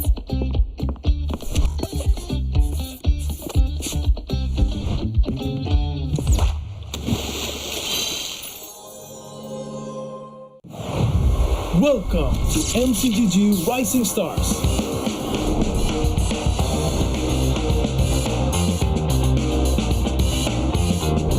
From September 12th to October 19th, take part in the regional contest, open to all players. Step up and prove your strength. Division Finals will run from October 24 to November 2. The top 16 players in each division may advance to the next stage of MRS. Check your in-game mail for information.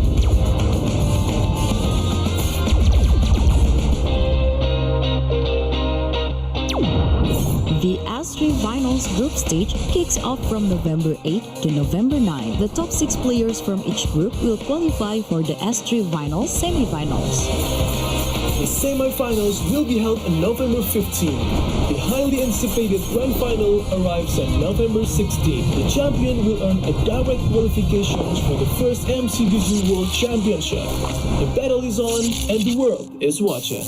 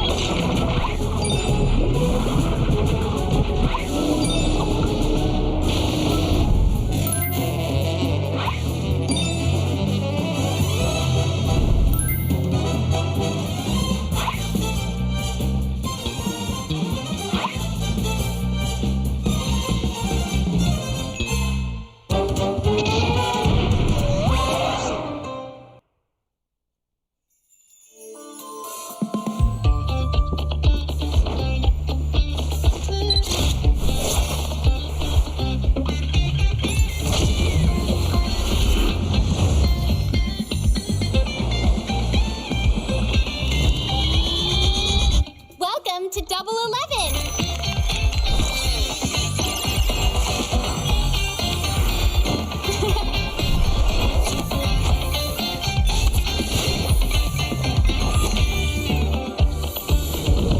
Amazing prices, amazing styles.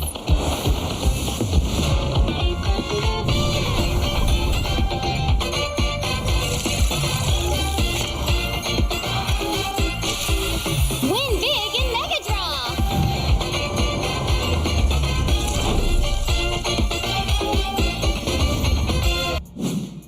All right, ladies and gentlemen, we are going back over to match point, tournament point, and what other point there is again?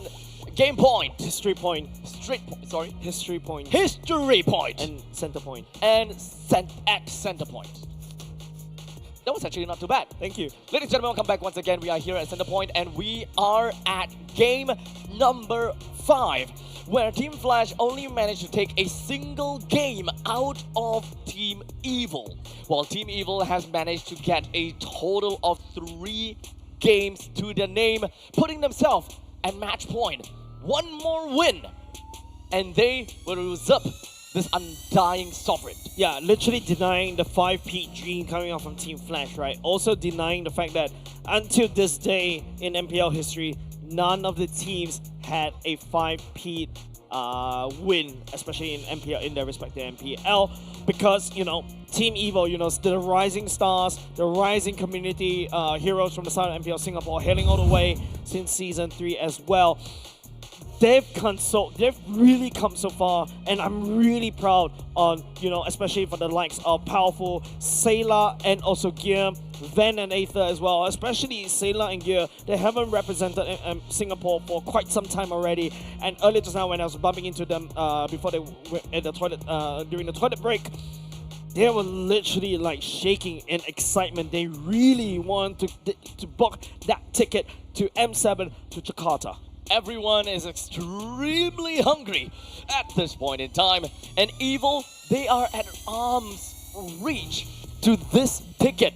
They were at arm's reach to Jakarta. The manager's ready to book their ticket. And don't forget, Team Flash, a solid organization that's really have a solid backing. A rich background. Yeah, but at the same time, Team Evil, they're rich in history. Their fans are also here to try to cheer them on as well. And also, you know, hailing from community, they really started from zero and they are finally here. A literal Singaporean dream right there.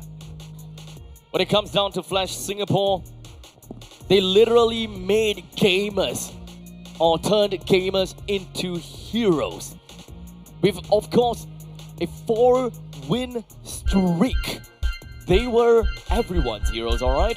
With representations for Singapore over the few years. But perhaps, just perhaps, when it comes down to Evil, they were 0 at, of course, Season 3. And is this the moment when you mentioned 0 to hero? Could be. Not only just 0 to hero, I would say 0 to evil, right? Like, literally, they're literally going evil, Knievel right here against Team Flash.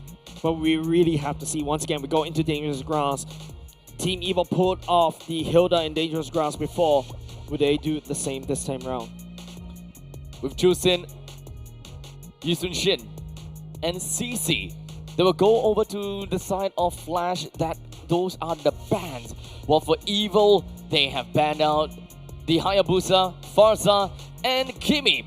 As such, they have lost the Lancelot, only to retaliate by picking up the Baxia and Grok. Wow, are you serious? Team Flash leaking out the Grok and also the Baxia over the side of Team Evil? You saw how Aether was so solid on the Baxia in the previous match, and especially at match point, you really want to do this. I'm not too sure what exactly do they have at, well, in the notebooks. Maybe they have got some situations that they have definitely know about. One thing's for sure, Hades is really cool when it comes down to his Lancelot. We might be onto something for the side of Team Flash. I'm not going to count them out just yet, just because of the fact that the Baxia entered the hands of Evil. There must be a little bit more out of this. Yep, a bit of a history lesson as well. Team Flash and Evil have met in the grand finals before in Season 8, but the score was reversed. It was a 4-1 for the side of well, I almost read NIP Flash. Back then, they were NIP Flash. It was a 4-1 yes, over the side of Team Flash, and technically speaking, it was a slightly different Flash, right? It was a slightly different Team Evil. However, this time around, this feels like a peak form of Team Evil. They cannot lose their focus right now, Abstract. And remember, they are just this close to getting themselves the win. This close. But they have to, of course, make it through this drafting stage first. And you know what they say, the drafting stage is always going to be the first battle between the coaches, which will spell it for the players that enters into the battlefield. Yeah, okay, this time around, at the very least, from the side of Team Flash, I like what they picked up so far, right? The Lancelot going back into the hands of Hades as well. He's played really well in game number 2 earlier just now. Harif, on the other hand, the Zawan Falls laying down in the real world manipulation. All of a sudden, yes, it is, you're not really vulnerable to the real world manipulation as you just zap around and output the damage. But once again, Team Evil, I think they really have to play a very fast-paced game alongside with this Baxia, right? Gotta catch up on the side of Team Flash once again, but also a lot more focus on Bear, in my opinion. What kind are they gonna feel the Yuzhong once again? Maybe this time around, yes, if you're going up against a Sailor's Yi, but take a look at the ban. Valentina, the Lunox getting banned out. Once again, Farsight as well. Team Flash literally starving out in terms of their mid lane pool. Right now, there is not a lot of shred options from the side of Team Flash. Now that the Lunox is gone, the CC is gone as well, there might be a possibility that Evil is trying to force Flash into playing an X-Bog XP, given the fact that they have very tanky front lines from the Grok and the Baxia. Xbox is really good, I would say. Unless they steal it themselves. Yeah, Last Insanity, you also burn the Baxia, you also burn the Grok. Last Insanity to also force the real world manipulation off. Moscow will get taken out by the side of Team Flash. So now the ball is on the court of Evil. Do they want to steal that Xbox? Nope. Nope. You're gonna get the Lapu Lapu instead. Lapu Lapu works also very well for this Eve. The Xborg will also be a little bit awkward as well if you mention it. Especially when you fight inside a real world manipulation, right? You're unable to just step forward. You're reliant on your movement speed to basically start burning down that Eve. However, Lapu Lapu, that's something that Gear loves to play. He's very aggressive on that. The Bravest Warrior also forces the Bravest Warrior also forces the stun onto the Harry as go into Zaman Force. But right now, I'm looking at the last two picks from the side of Team Flash. At this moment, they're lacking of XP and mid. Lacking of XP and mid, and so far with a Harif in tow, they want to play Aerial Denial. Oh, the Selena! So, this is gonna be a wombo combo in some sense between the Selena and the Gatukacha. Not as simple and not as easy as a Baxia plus Selena combination, but it can still work. There is a very high lethality when it comes down to Gatukacha's taunt. And every time you see that the Gatukacha is about to come at you with a taunt, you need to run before the Absol arrow lands onto you. Right. This is gonna be a do or die moment for the side of Team Flash. Kurtizi pulls off the Selena all the way up in the last moment. Hopefully speaking, that's more than enough, because don't forget, early game is definitely going to go in the favor of Team Flash, right? Like, you've got your Selena, you've got your Landstorm that could just do quite a good amount of damage, especially in the early game. Hopefully they can use that to snowball all the way to late, start ganking onto Bruno, also start ganking onto the likes of Yeep, and also slow down, hopefully, Baxia. Ladies and gentlemen, here we are at the center point. The crowd is ready for the entrance of Team Evil. Well, for Team Flash, they may be behind, but they are not out just yet. As such, we are gonna go in straight into the land of dawn. Ladies and gentlemen, bear witness to the possible champions from the side of Team Evil, while Flash defends the throne. They really have to pull all the stops right here, Abstract. They're literally balancing on the wire, dancing on a surgical knife.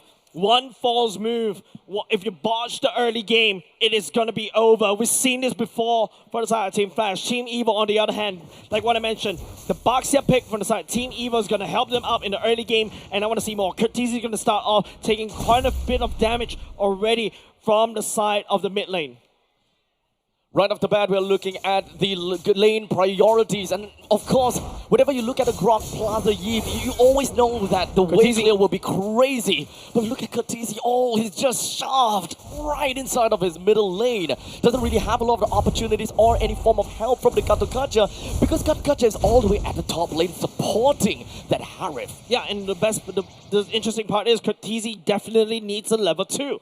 I was expecting Jade to really spend most of the time down in the mid lane as well, to hopefully to wave clear using the Concussive Blast, but Kurtizi kind of sent Vijay all the way up top. Yes, it is a Bruno versus Harry matchup. It's kind of equal, but towards the long run, it is going to be a little bit awkward. Oh, okay. That's a good on rolls, but Aether broke the silence with the first kill of the game, and they're looking for the second! Aether. Man, this is why you don't give the Baxia over the side of Team Evil, because Aether is so confident and comfortable with it. Even Jay on a Revitalize is not enough to save Hades. Hades constantly get the wall block, constantly get the front of execution, getting turned off as well. And now they're going to be a little bit awkward position going into the total fight, Abstract. Hades will definitely want to go for a little bit of a steal, but he seems like he's slightly stuck here. I hope he still have a puncture, but indeed, that is going to be the Thorn Rolls from the side of Hades that will be able to secure down to the turtle, together with the Retribution, with the Phantom Execution. They might be able to land on the Gear, but Gear is not going to falter just yet. Man, the TOR coming off on Bear was the only thing that will be able to push Team Evil back. The turtle pickup from the side of Team Flash is A-okay, but Team Evil, though, they can easily grow out of it. 2 kills on the side of Baxia right on the bat. Going to the later part of the game, you don't really have an answer onto the Baxia, especially if you're Phoenix on this Harif. Yeah, it's a little bit scary, but Team Evil, on the other hand, I think they can stabilize this one. Speaking of stabilized, things will start to slow down a little bit.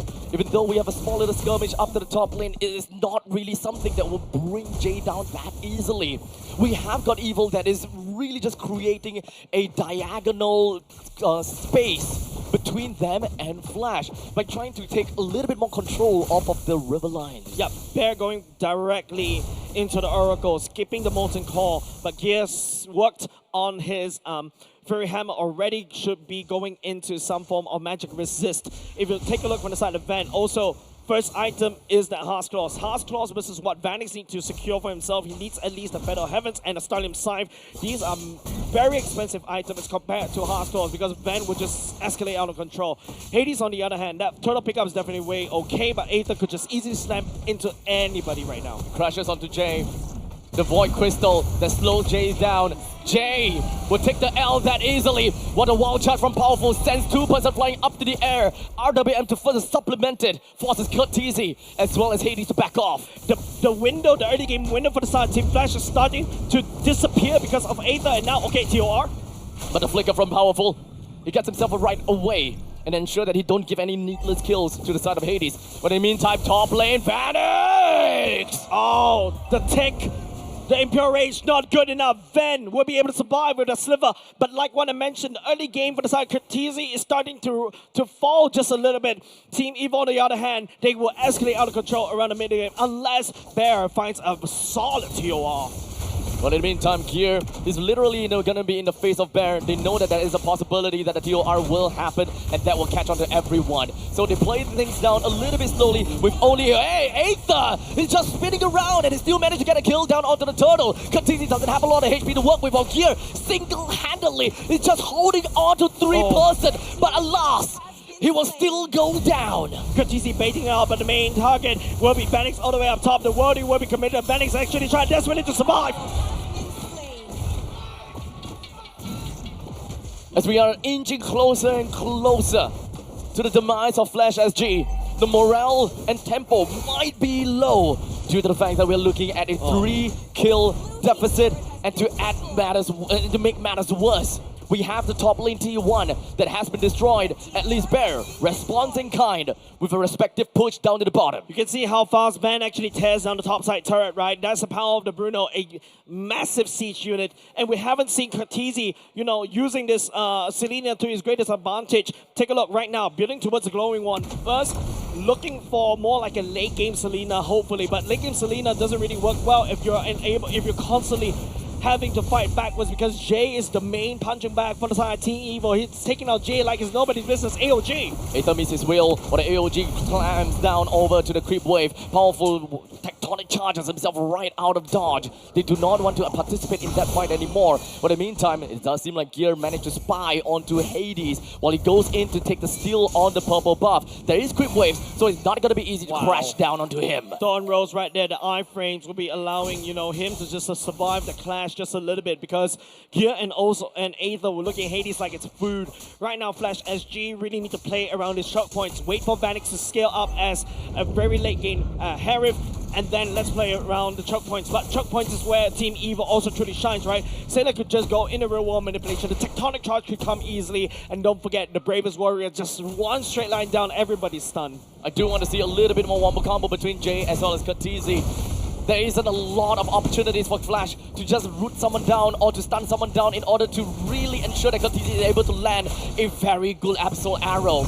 As such, Team Evil, they will be able to take the enmity of the turtle and of course take it down very easily. Now they are going to be focusing all of their firepower down over to Bear. With Valence down, one of the main front lines for Flash will be taken down. Yeah, Bear wasn't able to cast his own TO on. The rest of the members from the entire Team Eva just shoving down damage onto Bear. He's unable to hold that one. And now the turtle getting taken down this time around for the entire Team Eva. Van. AOG. Vanix comes in and slams down on the Aether, but he is pretty tanky after all, as now Sailor opens up the real world manipulation, manipulated the life that is within of the box. Well, we do have the arrow, lands on the Sailor, it's 3v1. Jay survived for long, but not long enough. Hades is actually out of the picture right there, trying to create opportunities around the map when that whole sequence was activated. But don't forget, Aether could easily just jump and handle Hades. Just take a look at how Team Evo is just manhandling Hades. Yes, you are a Lancelot, but this time around, I brought a lot more lockdowns.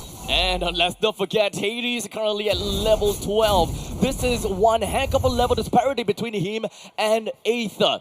This is Hades literally just giving Aether a taste of his own medicine for when Aether was playing as the Joy. Yeah, Phoenix right now, 2-0-1 is his kill score. Right now, you just need Flash SG just need to buy a lot more time, right? Like Easy on the Selena, yes, we'll be able to pick up one kill. That's A-okay, but maybe it's time for Team Flash to look at the late game. Use the Selena more on, start to get more items for the Selena. For example, the book, and also perhaps the glowing one, and start playing stuff like this. Immediately, just gonna be Jay coming in from the back, while in the meantime, the TOR is just gonna be preparing itself right down into the people within of RWM. Sela hopes to get away, only for Hades to pick up a double. All 5 members of the side of Flash will now be knocking onto the T1 turret in the middle lane, and Evil only with Aether and Powerful to do something about this. Beautiful TOR coming out from Bear, Abstract, and also Curtizi. That stun right there, slowing down the tempo. Really just messing up the wombo combos coming up. Team Evil. Phoenix outputting the damage from behind. That's absolutely wonderful and exactly what Flash needs. And now as Team Evil takes a back foot just a little bit, there's a bit of fighting chance for Team Flash. Evil, as they slowly make their way back into the middle lane, they once again will lose that purple buff. They're slowly starting to lose these landmass.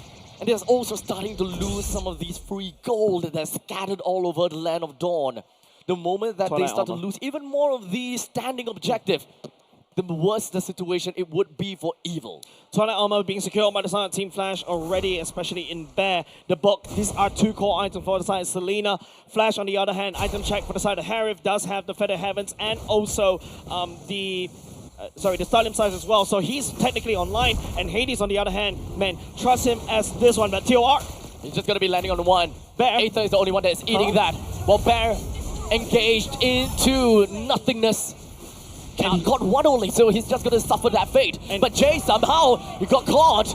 But he's still gonna be able to AOG out of that fight. They're looking for more, but it does seem like the Abyssal Arrow will land onto Aether, but it's just a little bit too tanky for him to just go down like that. But this is a big problem for our side, Team Evil. Yes, you're able to pick up Bear right there, up there at the bottom lane. Flash SG sneaks away the mid lane turret and also potentially up top. If Gears wasn't there to basically defend against the minions, that would be even worse for Team Evil as Flash SG gains some gold lead. Hades is already at level 15. Well, as a matter of fact, for the side of Aether, still at level 13. This upcoming Lord in 80 seconds time.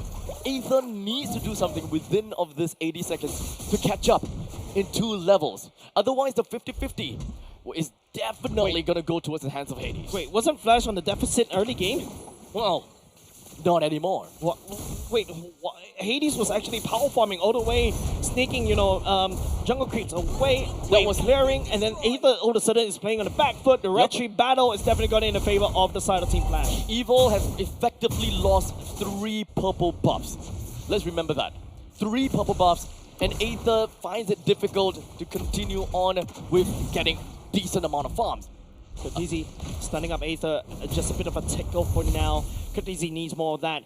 Right now, this Curtizi is basically playing like a Novaria, right? Letting down the Abyssal Arrow and also the, hopefully those marks pop. It also spreads damage all across the board from the side of Team Evil. Item check with the Harsh Claws, Berserker's Fury, and the Malefic Gun for the side of Bruno. Yep.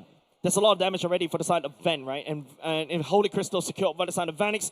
Vanix, neck and neck. Both the gold laners are ready to fight. However, Ven, I think this is going to be a Wind of Nature being secured for... Oh, no, sorry. Could be a Rose Gold Meteor.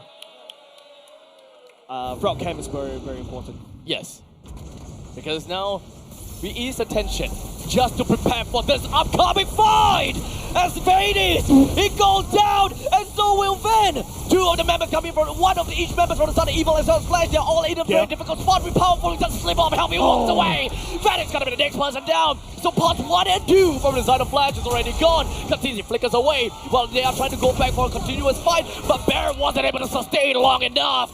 Gear continues to gnaw right into Jay. And Sailor's just landing down damage from afar, and Gear coming in the nick of time, just heals everything back up. Flash SG literally ran out of utilities, ran out of steam, and unable to continue on. Vanix right there was a perfect engage. They will be able to catch somebody from the side of Team Evil, but that's not good enough as Team Evil pivots over to the Lord. At this point in time, Aether doesn't even need to find any opportunity or find a reason to reach level 15 because they flat out just won in that battle. With Hades out of the picture, it's no longer 50-50. It's a 1:99.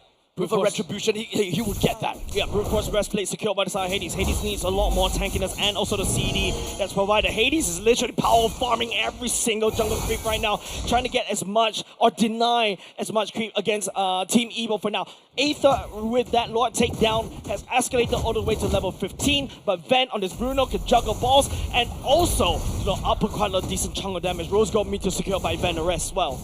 More survivability for Van as now he will be able to play a little bit more bold. The Lord raises his trident and pierces right through to the T2 turrets up in the top lane. Jay finds himself suffering a little bit and forced with an AOG to get out of that heat. One massive ultimate already committed just for survival. Let's see. Whoa. Hades, stop. My heart. A little bit of a hard attack coming in for fans of Flash or even fans of Evil. That could quite literally go anywhere. Yeah, Hades is like playing like the you go into the scary, scary house and then there's this jump haunted scare. house. Yeah, haunted house, and he's literally jump scare. All of a sudden a random Hades right there, Thorn Rose, and then all of a sudden Phantom Execution. You're immediately getting assassinated. Jay right around trying to find an opportunity. TORS2 encapsulates everyone within the RWM. Gear joins in the fight shortly after. It does have a little bit of CC immunity. One in the meantime, it's going to be 3 buttons coming in from the side of Flash. That's already been taken down. Flash winning steam. The last member remaining from the side of Team Flash. 20 seconds on the clock, ladies and gents. Team Flash, they need to use as much support as well. Team Evil, they're gonna blitz through this abstract. They will blitz. However, then again, the undying sovereign will finally lose its crown. Ladies and gentlemen, history has been made. The community hero since season 3, and they rose all the way, becoming the champions of MPL Singapore. The lifelong dream of Evil as they fight for championship since season 3 has finally been realized. They cracked and pulled Team Flash apart. They broke history. Finally, we welcome a brand new challenger in MPL Singapore. Congratulations over to Team Evil as they rose to become a titan of MPL Singapore. The usurpers are now your new kings. Singapore, they are your M7 representative! The lifelong dream of Powerful. Alongside his original teammates, I believe they're also cheering for wherever they are. They've worked so hard. Powerful.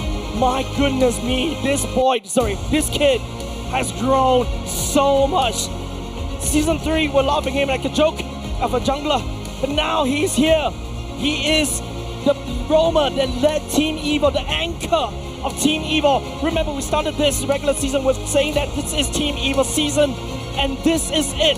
A Cinderella of a story abstract from the lower brackets, defeating Team Flash. An uphill climb.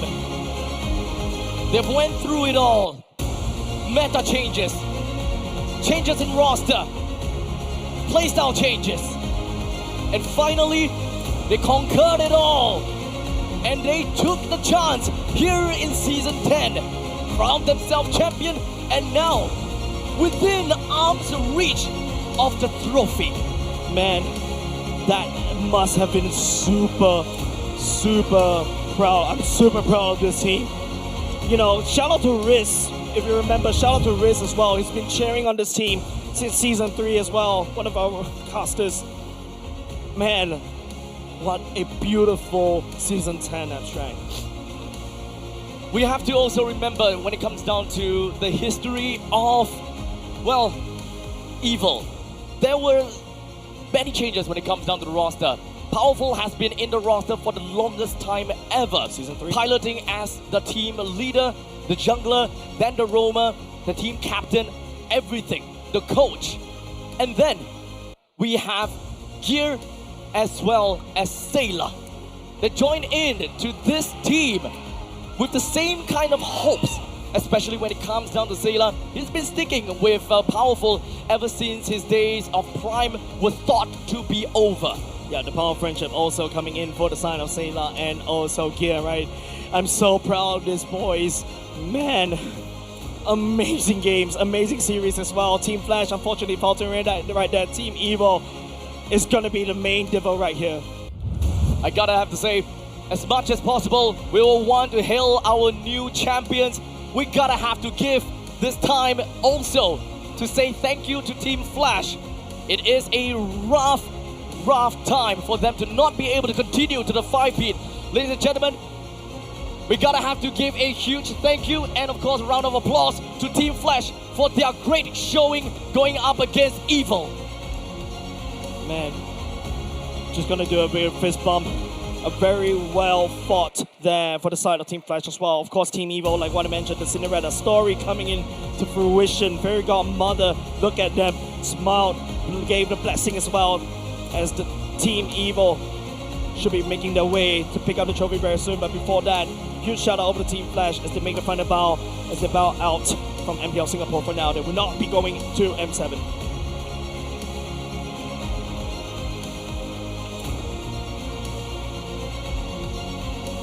And now, the moment that we all have been waiting for. With the trophy just within arm's reach, right in the center of the stage, we have Powerful, we have Batoy, we have Ven, we have Aether, Gear, and Zayla. Yep, with that said, ladies and gents, gonna hand our time over to the host Suki as they will be taking over the proceedings as we congratulate Team Evo for being champions. My name is Jay, this is the Abstract. We'll catch you next time.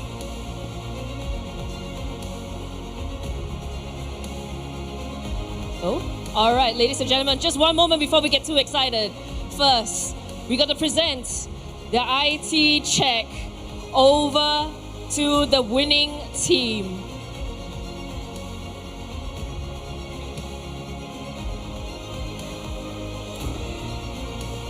All right, and the IT check is coming. It's running down the aisle like a wedding. And here we go. The grooms for today are going to be the champions, Team Evo. Congratulations to Team Evo. Here, the champions today. We're going to use the confetti when we lift the trophy. No. All right, one moment, guys. All right, let's go. Okay. Now, the moment you've all been waiting for. It's time to lift the trophy.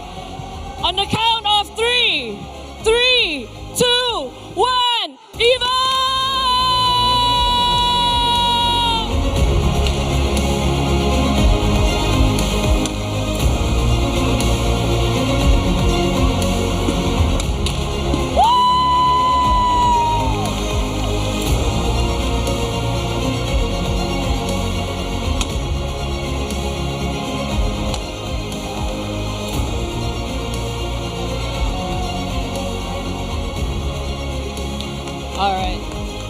All right, and now we're going to announce the finals. MVP.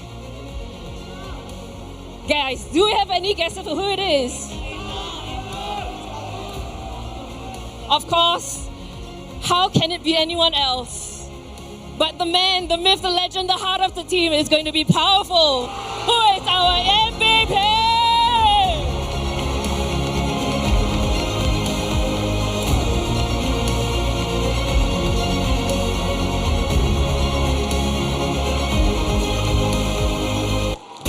Is years in MPL Singapore. This is true dedication, this is true passion.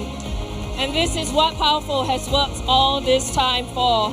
And now here we have the representative of MPL Singapore to pass on the finals MVP prize to Powerful.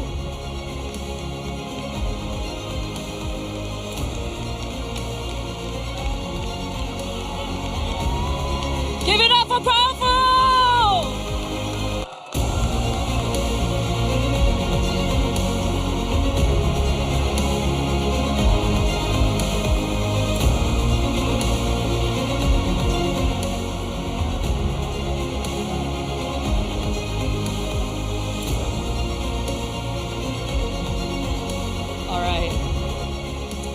right, can we get the whole team over here? Evo, come on. We gotta go get a bit of a thoughts from you guys, as you guys have won. Okay, I won't interview you. All right, Evo.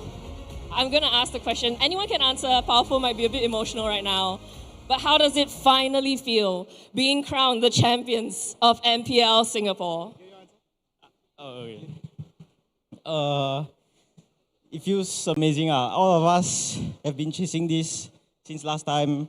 Me, Sela, we won it once in our career, but then we played so many years and then we never touched it ever again. Powerful, since he built this team from the ground up, he has always been one of the most passionate players I've ever been with. And I think Eta and Van, they're so underrated in their own region. They deserve a way better team, and I'm glad they are in our team. I love you all y'all. All right, I can feel the love, I can feel the passion, the preparations coming into the grand finals. Powerful, maybe you can just share a few words on your thoughts right now, because you are obviously the man that built the team. You built this all for this today. How does it feel? I'm extremely happy lah. I finally did it lah. It's like a dream to me to be honest right now. But yeah, I finally done it. Finally done it. What can the fans expect from Evo going into M7? I mean, now you've got a full roster, you've got a coach even, and this is something that you have finally achieved after so many years. Does anybody want to share a little bit of what you guys want to bring for the fans going into M7? Okay, coach, answer?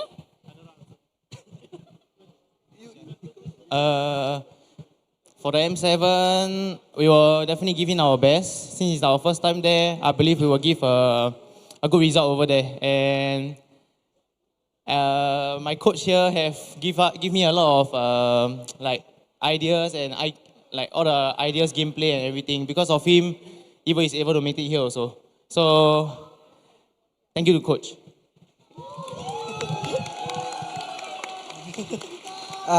To be honest, I didn't expect Powerful to get me at here, but they trust me so much, even the grand finals. Even the last game, they trust me the different draft.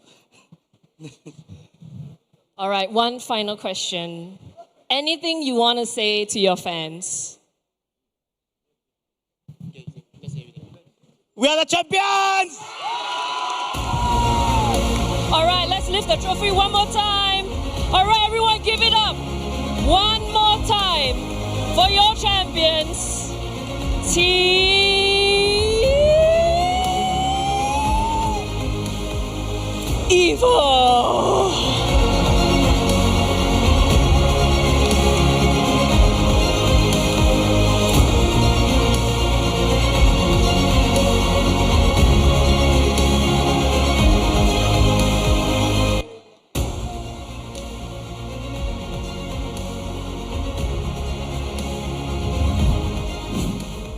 MPL Singapore Season 10 is powered by Moonton and Pulse Nova Entertainment. Presented by IIT, your homegrown bubble tea brand since 2011. Official gaming chair partner DX Racer, the pioneer of the world's first gaming chair. Our partner in esports, Future Living and Singapore Esports Association. Our official playoffs venue partner, the Centrepoint. And our official broadband partner, My Republic.